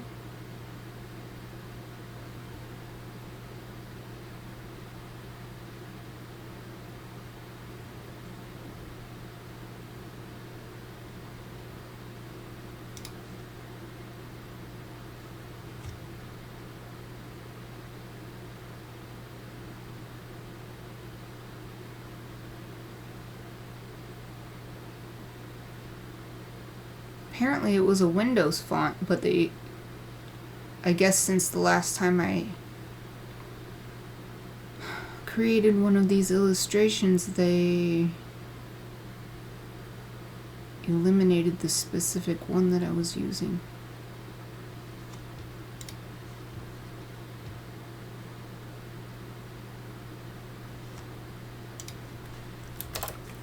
That is disappointing. I don't know what to do about it.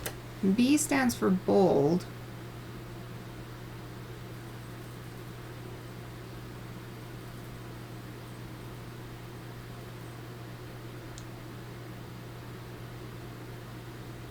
So it looks like a Japanese version of the font.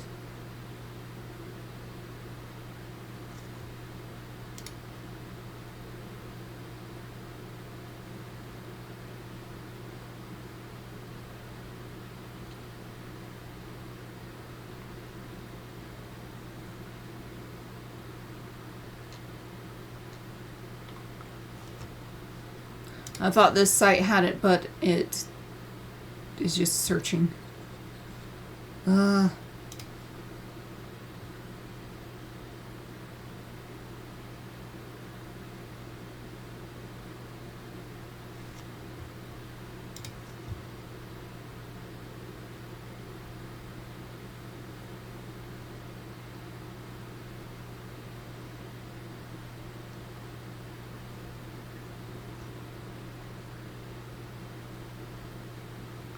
Wonder if I can find it under the Japanese name of the font. No. They're all displaying it as in Roman letters.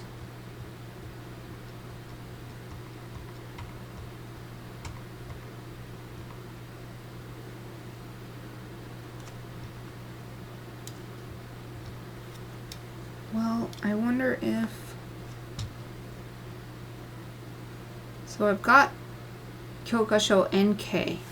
The one I had been using was NKB. B being bold. So maybe I can use this one and just force a bold. Well, maybe there's bold. Oh, look. They just put it inside of this one. Ah, yokatta. I thought I was gonna have to figure something out with not being able to have the same font across all the illustrations. But it was just that they condensed the files so that the bold is just part of the regular one. So, thank goodness. So the same thing is going to be happening here, but that's okay. We'll figure that out. All I wanted to do, oh wow. Photoshop is really struggling right here.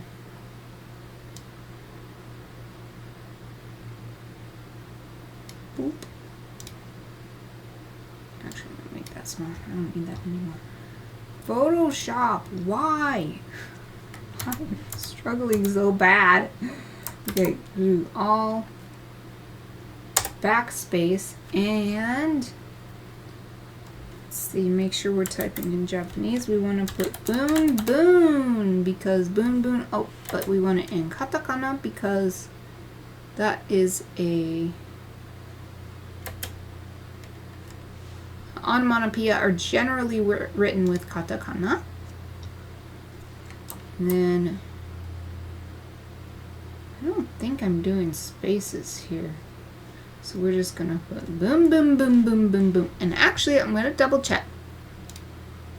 I'm going to go to my favorite Japanese dictionary, which is www.jdic. I'm going to put boon boon in there just to make sure I'm spelling it correctly and that this is, yes, this is buzz. Buzz, hum. It's also to shake with vigor. Shaking. Oh, that makes sense. They shake their wings with vigor to fly. Okay, so I double checked it. Oh, I better get my...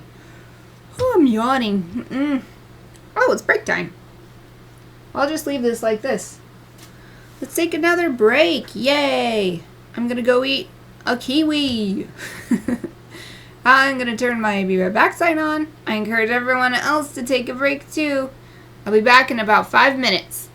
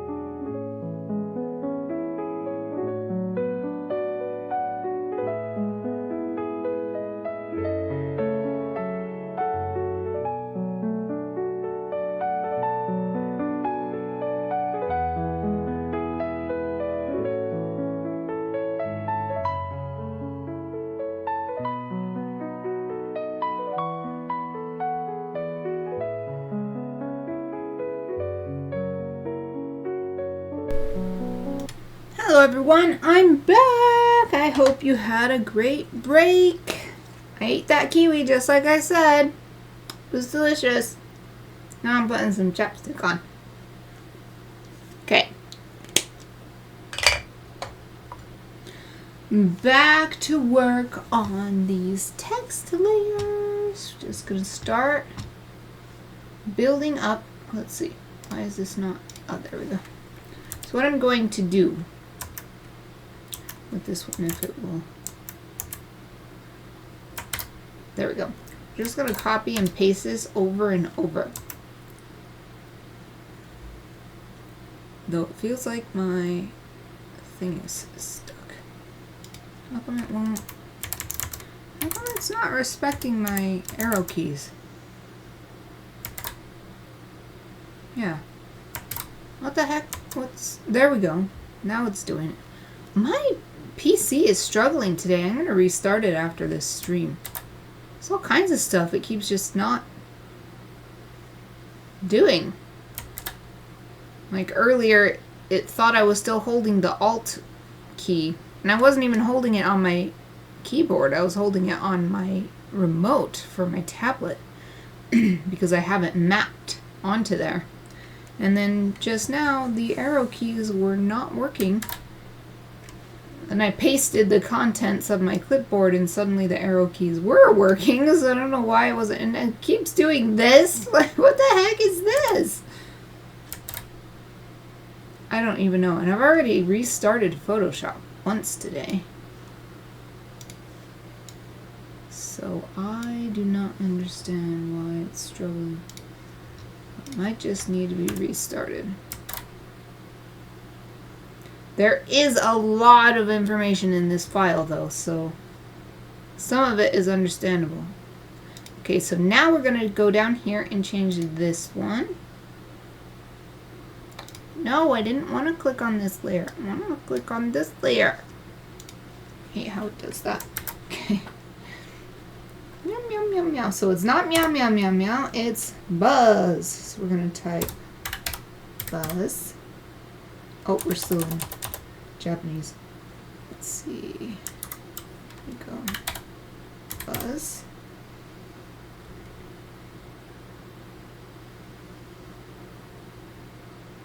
We want this to be the font changed. Why did that happen? Hold on a second. We need to go back. Why did the font change? We want Acme Secret Agent. That's what it's on. Oh, it's because I typed in Japanese. Wish it wouldn't do that. Okay. Try this again. There. Now it's in the... Okay. I think it was in the right font anyway, but up in the corner here it was showing the wrong font. Okay. Copy this one and paste a bunch of this too. Buzz, buzz, buzz, buzz, buzz, buzz, buzz, buzz. And one more for good measure. So we're going to change these all up. We'll change the angles, we'll change the colors. So now this one, I'm going to... I hate how it does that. There's some way to make it click on the one you're actually clicking, not on the one above it. See how it keeps doing that? I don't know why it does that. There's some setting somewhere. Let me Google it real quick.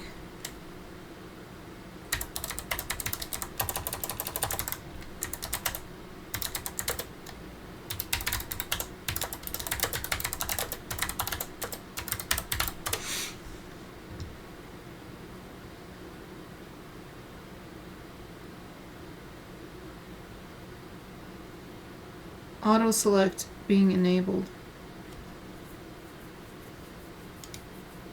How do you disable it? Move tool.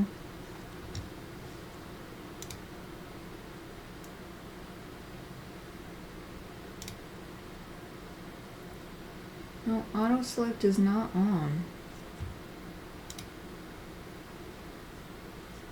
that's not it.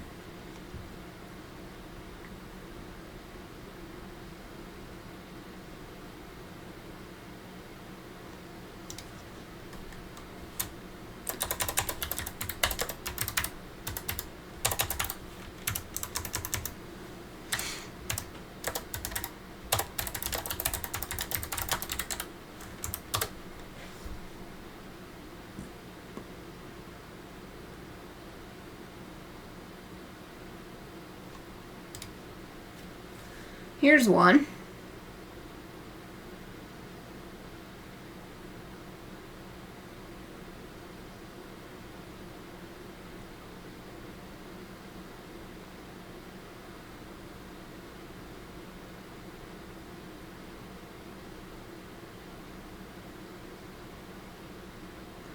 Uh-huh.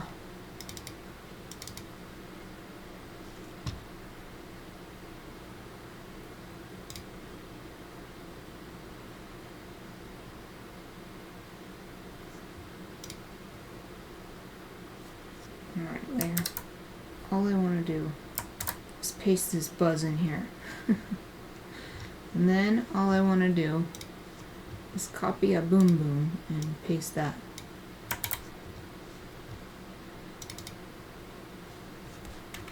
Okay, I learned a trick. So don't try to select the layer on the canvas. Come over here and double click this. Oh, learning new stuff every day. Learning to make this work for me. Okay. Is that deselected? Okay, now it's selected. Paste the boom boom. There. Now it should have the correct fonts, but still be all in the same layer together. So, yeah. Up in my upper left, it shows UD, Digi-Kyokusho, and K. Then when we go over to Buzz, it changes over Acme Secret Agent, which is what we want. And now we're just gonna copy paste this a few times. Don't even need to do it very much because it's so long. There.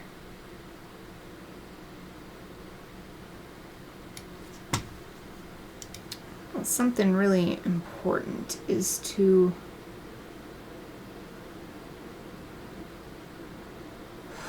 decide.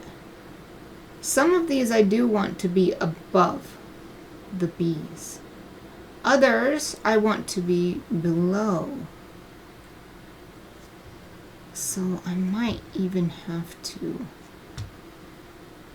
Oh, there's so many things I have to do. I also realized that this boom boom is the wrong size relative to the buzz. I'm gonna fix that. Oh, it is flipping out. This has to go bigger in order to sort of be competitively sized. I want the size to be about the same. So now, paste that. Yes.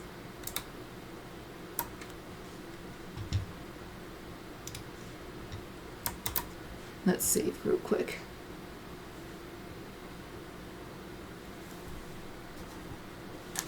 Making good progress. I can do this. It's really hard, actually.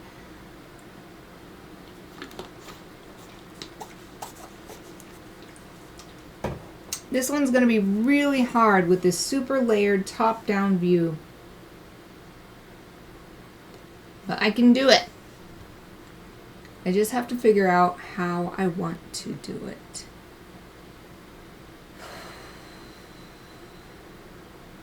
So first, let's make another group called Lower SFX. Oops, how about let's switch back over to English. Lower SFX. Then I'm gonna put this one in here.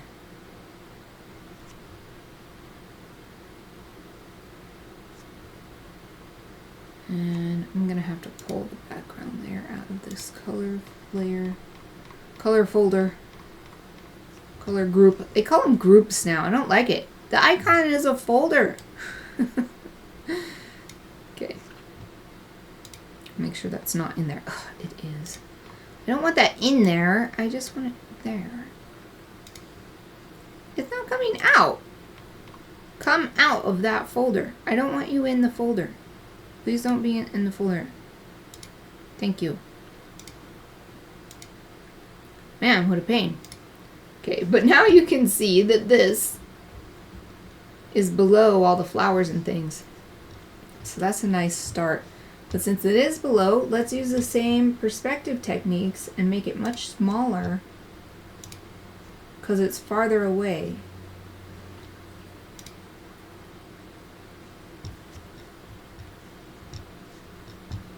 We'll have to change the stroke effect too because now it's too big. 20 is good for now, but I also kind of want to make the font even smaller than this.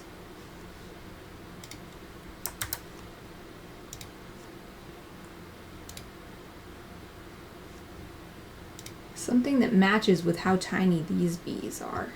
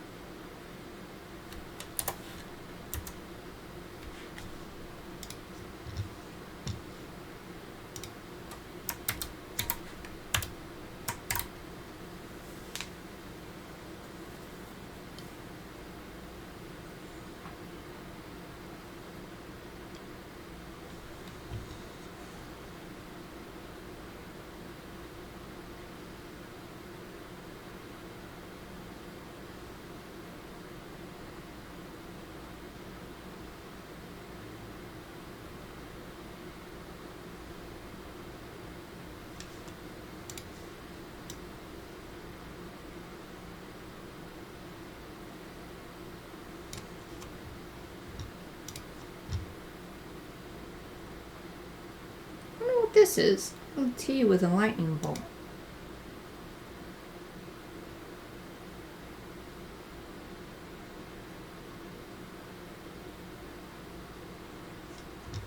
I don't know what's happening. This will click OK and see what happens. What is this? I don't know what that is. I'm gonna search what that is.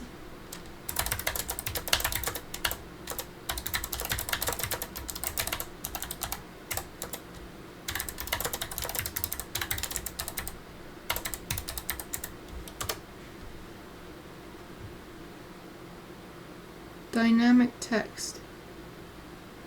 Text automatically resized and reflow within a bounding box as the box is resized. Oh, I'm not using a bounding box, so I don't need that. Okay. Let's undo that. Don't need that. It is a cool feature, but I just don't need it for this. So, I don't know why this doesn't work. How do I make this work again? Used to work.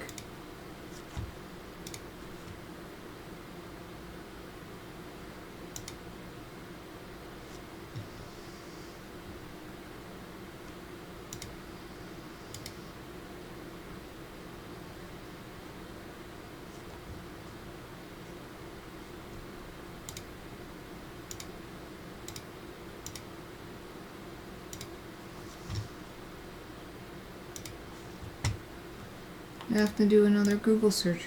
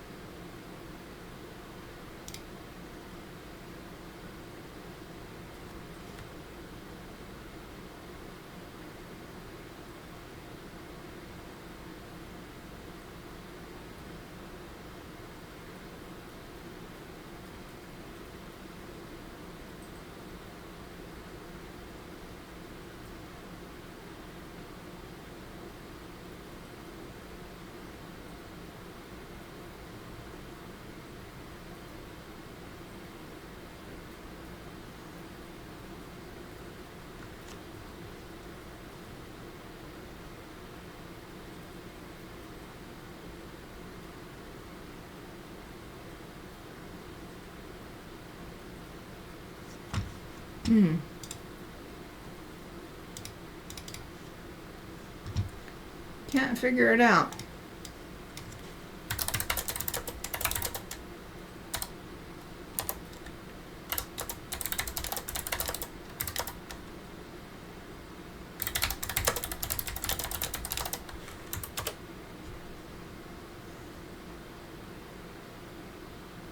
Warp text.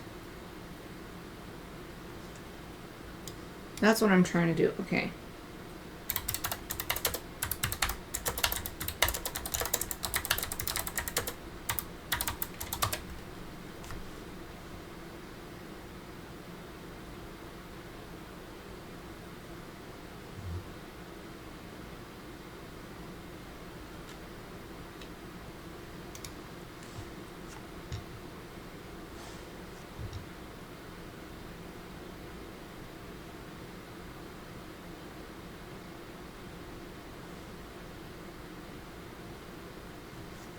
Smart object?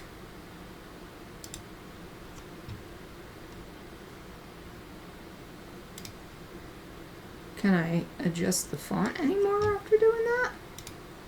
No. I don't want it to be a smart object. How come this isn't working?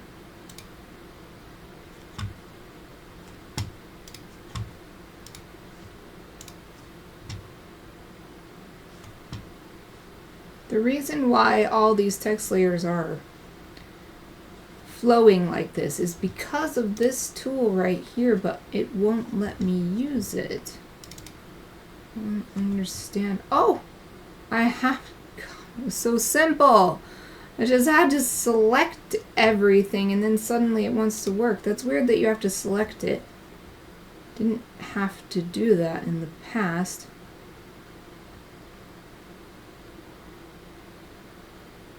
Well, it's already at 100.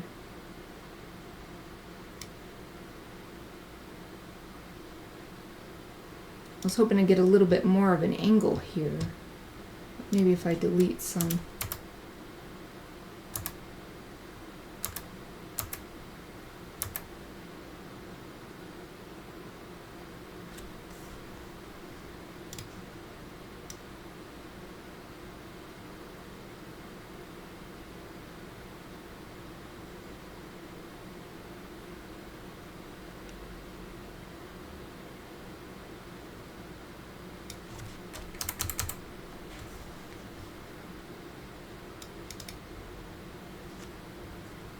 And since this one's in the background, I don't want it to stand out too much.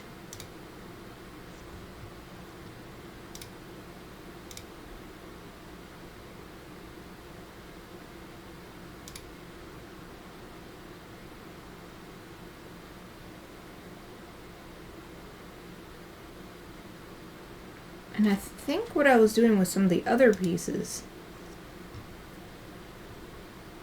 was making it a little bit translucent.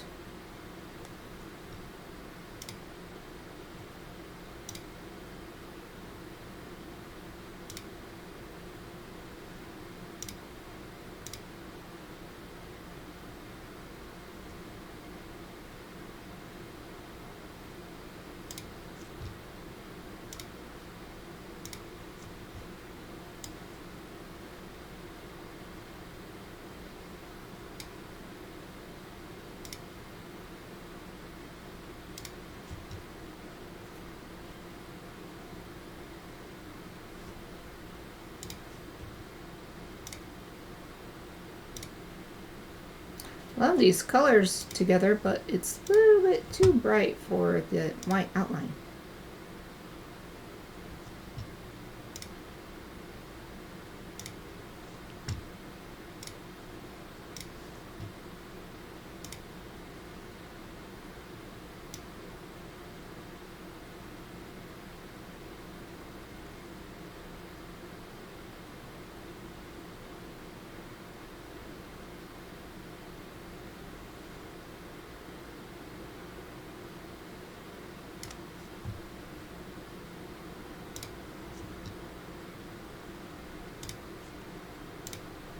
Let's leave that for now. I want to open a different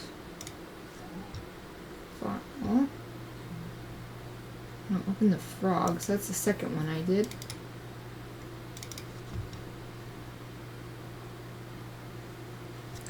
Yeah, I think I even made... Yeah, I did. Okay. Okay. It's important to me to look at what I already have done, because all of these will eventually be printed together in a book. So I want them to have some consistency,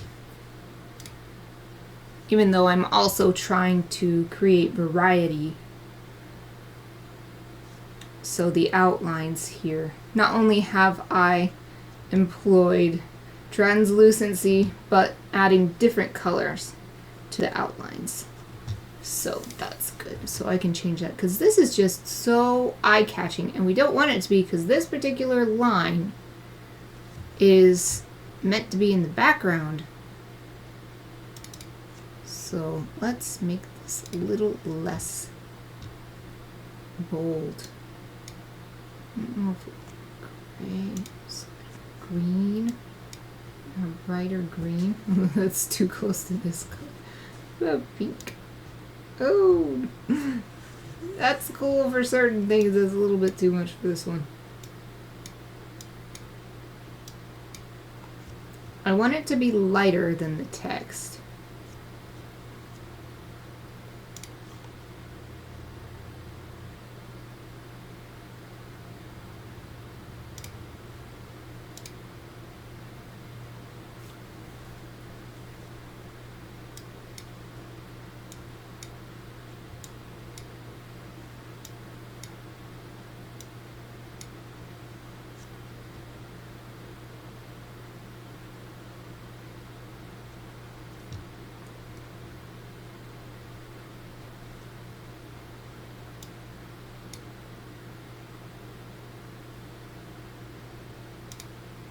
I think I'm just gonna have to stick with something fairly bright, but at least it's not fully white anymore.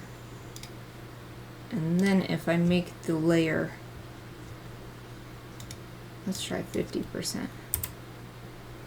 Oh yes, that's much better.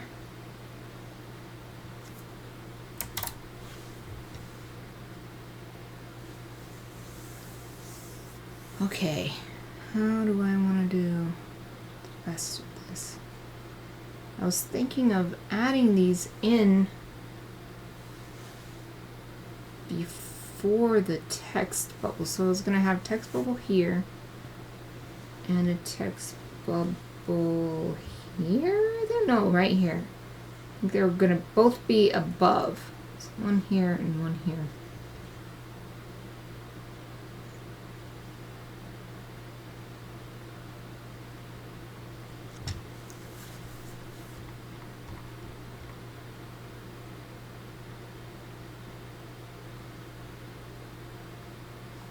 See.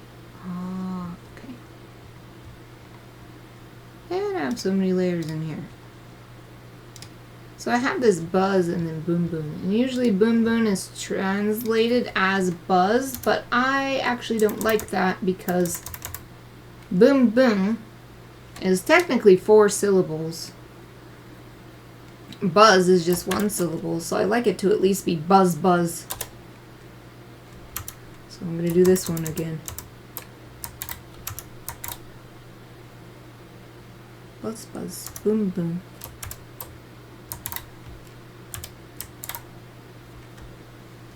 I wonder if I should add a little bit of spacing. Here I've got kiddo, kiddo, kiddo, kiddo. No spacing. But my ribbits, they're all individual. I'm going to have to open more of these so I can get more ideas. So we'll open the cats again.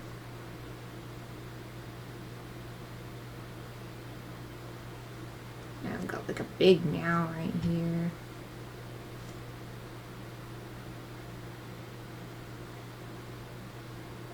I guess it does look like a tiny bit of space, extra space here. But not very much. Maybe right here too. Meow, meow, meow, meow. Okay, let's open another one.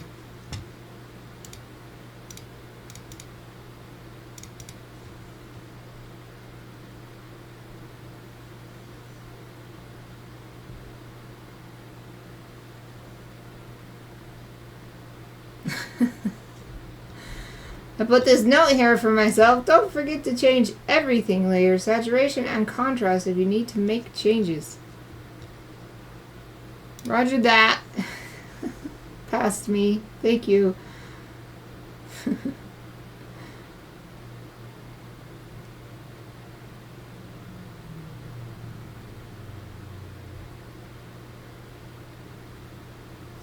Okay, so there's definitely a space right here. Look at this. Caw, caw. There's a big space. Caw, caw. Okay, so here is an example definitely of putting a space between. And I've even got a space. Caw, space, caw, caw. Japanese. Is it? The crow sound is exactly the same in English and Japanese. It's pretty cool.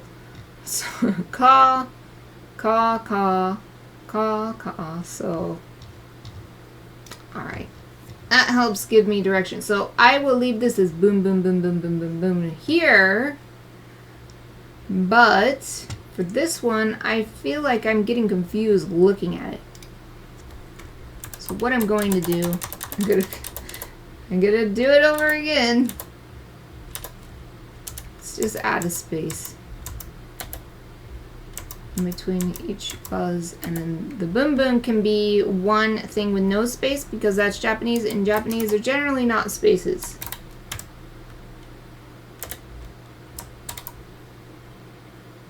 There.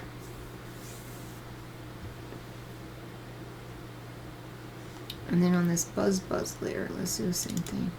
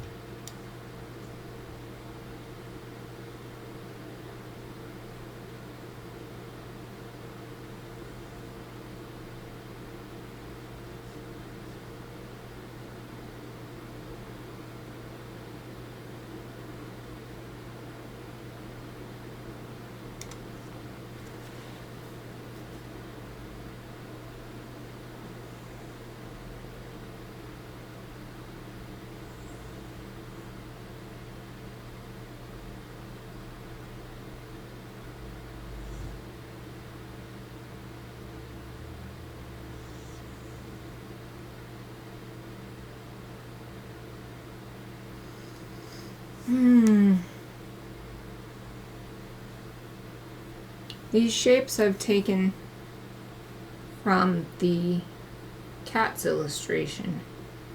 I don't think they quite work for this scene because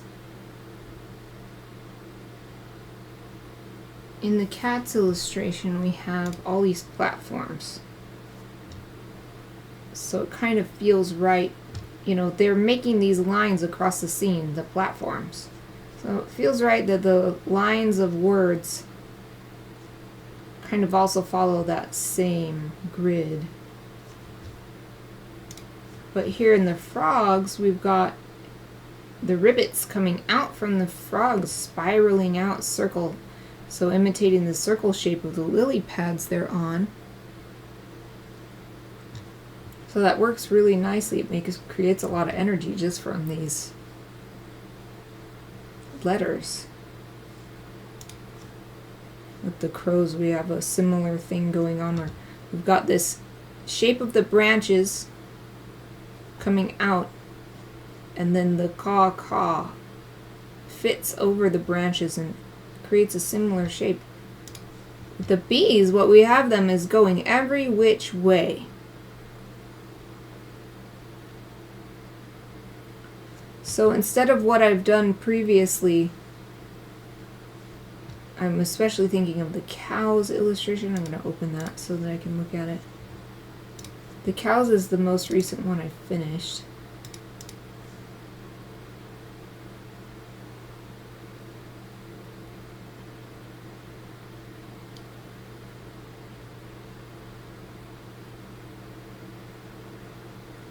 Yeah, with this one, so I feel like I'm imitating this one already with the way I'm placing these.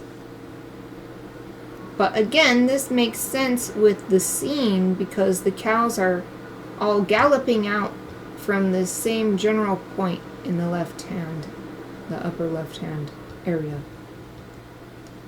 So all of their little moves are coming out the same directions, flowing with them. So I need to think about how this text flows with the bees.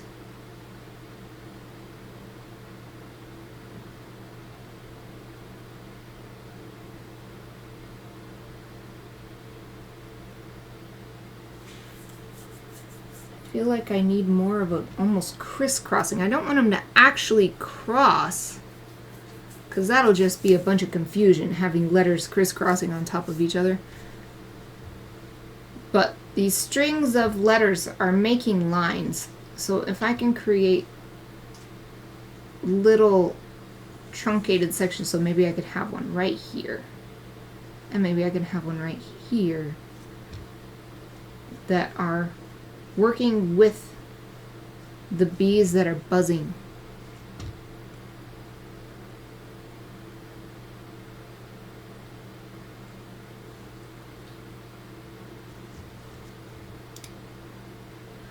Oh, this is hard. This is taking a lot of mental energy. Probably doesn't help that I'm making these new decisions at the end of the stream, where I've been working on this for a couple hours now. I'm just going to assign this little string of text to this little guy here. We're going to try this out. We're going to turn the flag down like this. Transform it. Oops. So I can turn it to match the angle of this bee.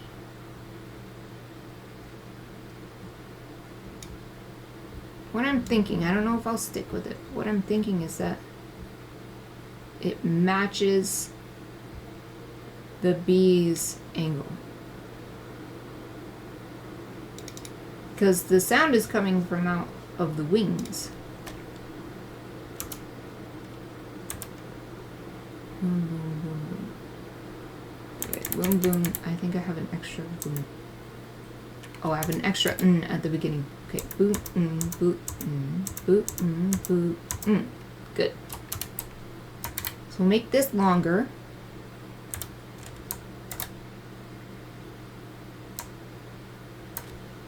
And pull it down so that it ends under this flower right here. So that's nice. Okay. So maybe I'll just take that undulating effect off. We don't even need that undulating effect. We'll add those back in later if it seems good.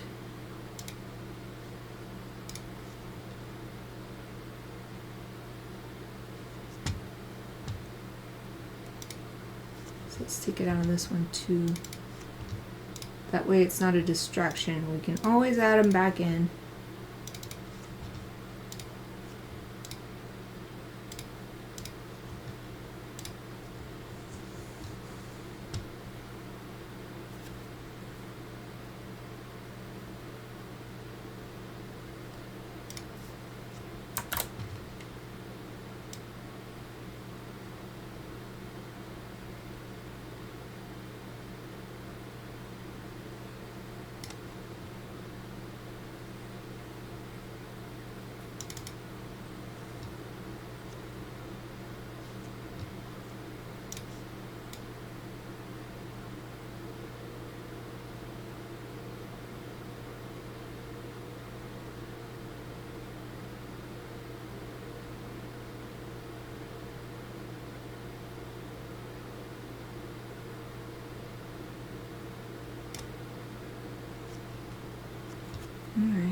boom, boom, boom. Okay.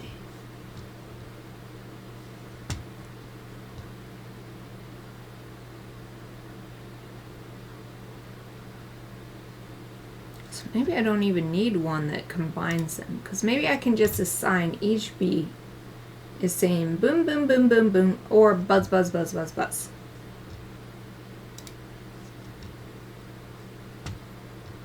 Since before now, I never really, well, I guess with the frogs I kind of did it.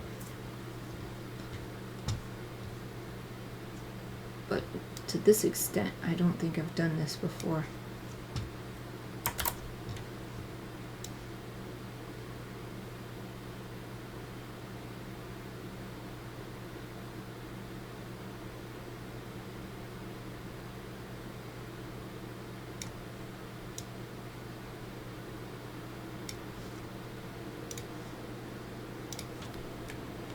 Oh, why?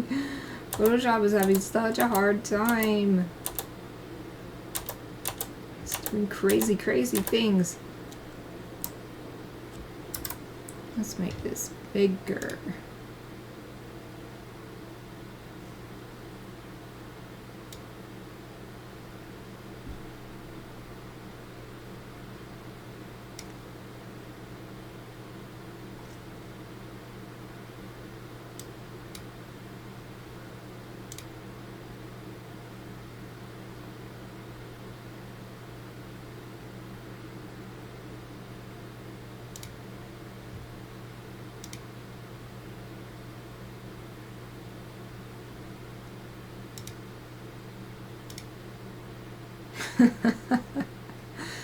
That might be too big. Even 100 is pretty big. Ugh, seriously. So I'm trying to use this as a guide. So this text is, ooh, 10-minute warning, only 10 minutes left. This text is maybe half the size of the bee. So I'm thinking about doing the same thing here, but it's just so big. It's covering up the other bees.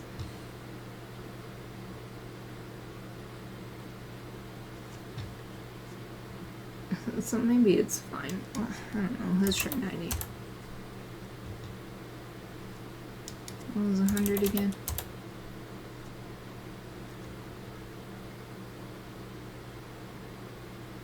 Definitely want to put this underneath this big bee.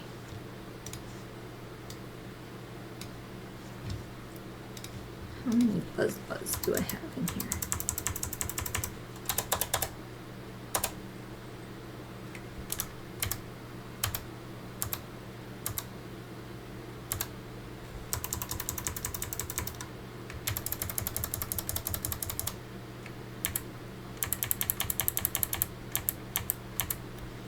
Okay.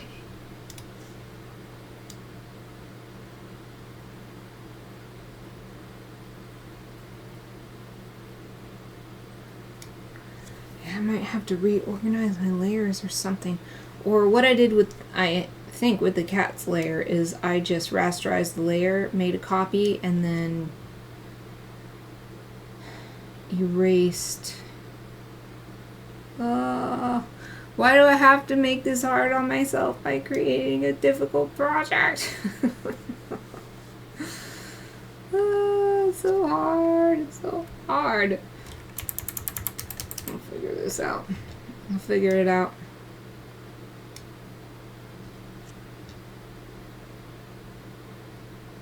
I'll put an extra space. I want this to be underneath in the end. Or do I? Maybe I want it to be on top.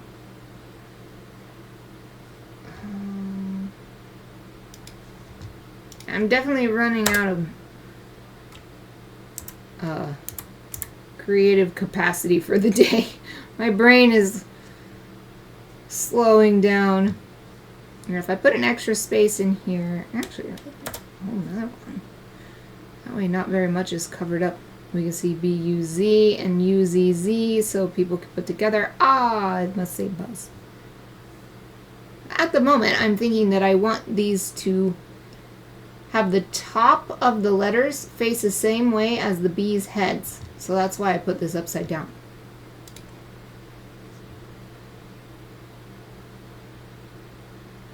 So let me see something. I think the stroke should be a bit thicker. And maybe we'll do a different color too.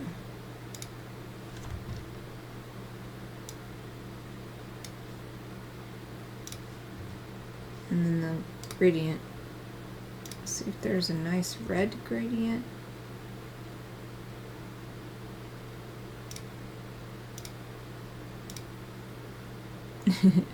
That looks awesome. I love that. Woo! I love it. Yeah, we're keeping that one. With the opacity of 50. What did I do this one? 50.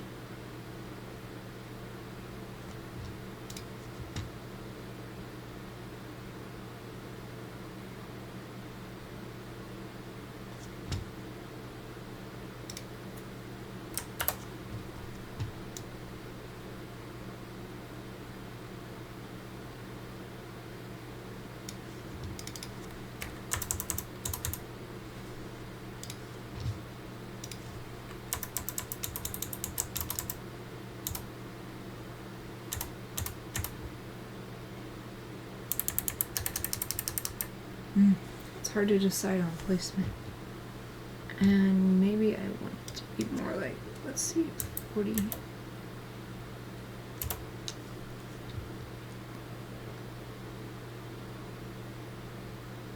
Yeah, that's cool because it's laying right on the wings.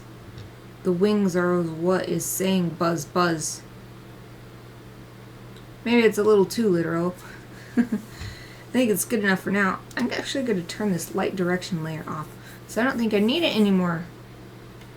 Let's save real quick. Got 5 minutes. So let's do the same thing. We're going to copy this layer and we're going to put it over on the blue bee.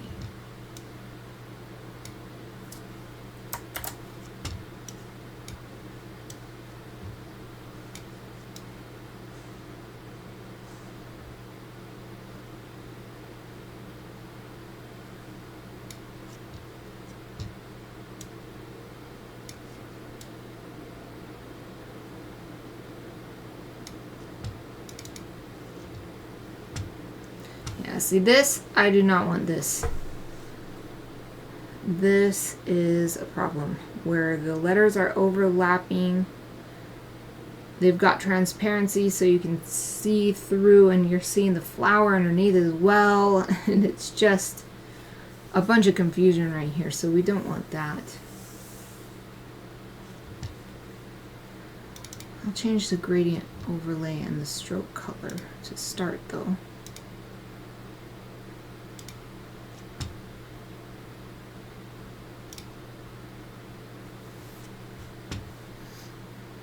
I might just have to make the text smaller.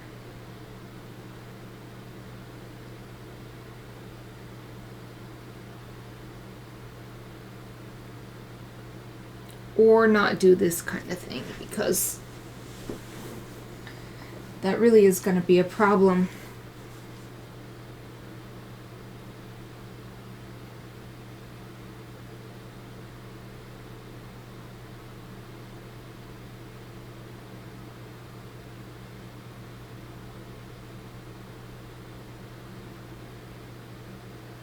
Right, not make the text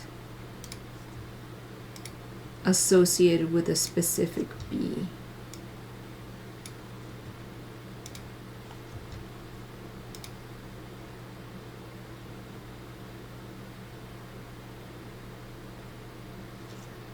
Instead, maybe I could just focus on the idea of these different angles. So if I make a few angles and then everything else kind of swirls in and out of that, maybe that would help. Or I just had a great idea. I'm not going to start it now because there's less than 3 minutes left in this stream. But what I could do tomorrow when I come back to this is create another layer like this light direction layer. It's just a layer to guide me, not to be part of the final piece. And draw some lines swirling around. That way I can figure out what I want to do, and then all I would have to do is map the text to those lines after they're already established. Until this point, I've sort of organically figured it out and just added and subtracted however looked nice. But this one is a little bit more complicated because there are so many directions, and I want the text to help reinforce what's already happening in the scene. So I think that's the best way to do it. So let's just call it good for today. Save my file. Well, it's saving. Wow, that took a long time. There's so much information in this file. I wonder how big the file is. Where's my folder? I'm gonna look real quick. It is Meow Bees final. Right now, this file is 316 megabytes. What's my cat's one? Oh, it's not even near the cat's yet. The cat's is 412 megabytes. Ooh. Alright. That's it. That's good enough for today. Let's see. I saved my file. Okay, time for my outro.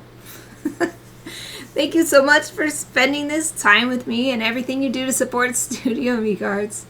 If you are new to my channel and want to see more, please follow Studio Mikarts on Twitch to get notified next time I go live. You can also support me by becoming a Twitch subscriber to get ad-free viewing and cute emotes, joining my Patreon for lovely illustrations in the mail, or sending some creative fuel through Buy Me a Coffee. All the links are in my Twitch About section. Thank you for your support. I'll be streaming again tomorrow, working on this same project, so I hope to see you then. But either way, let me wish you a wonderful rest of your day, and thank you for watching!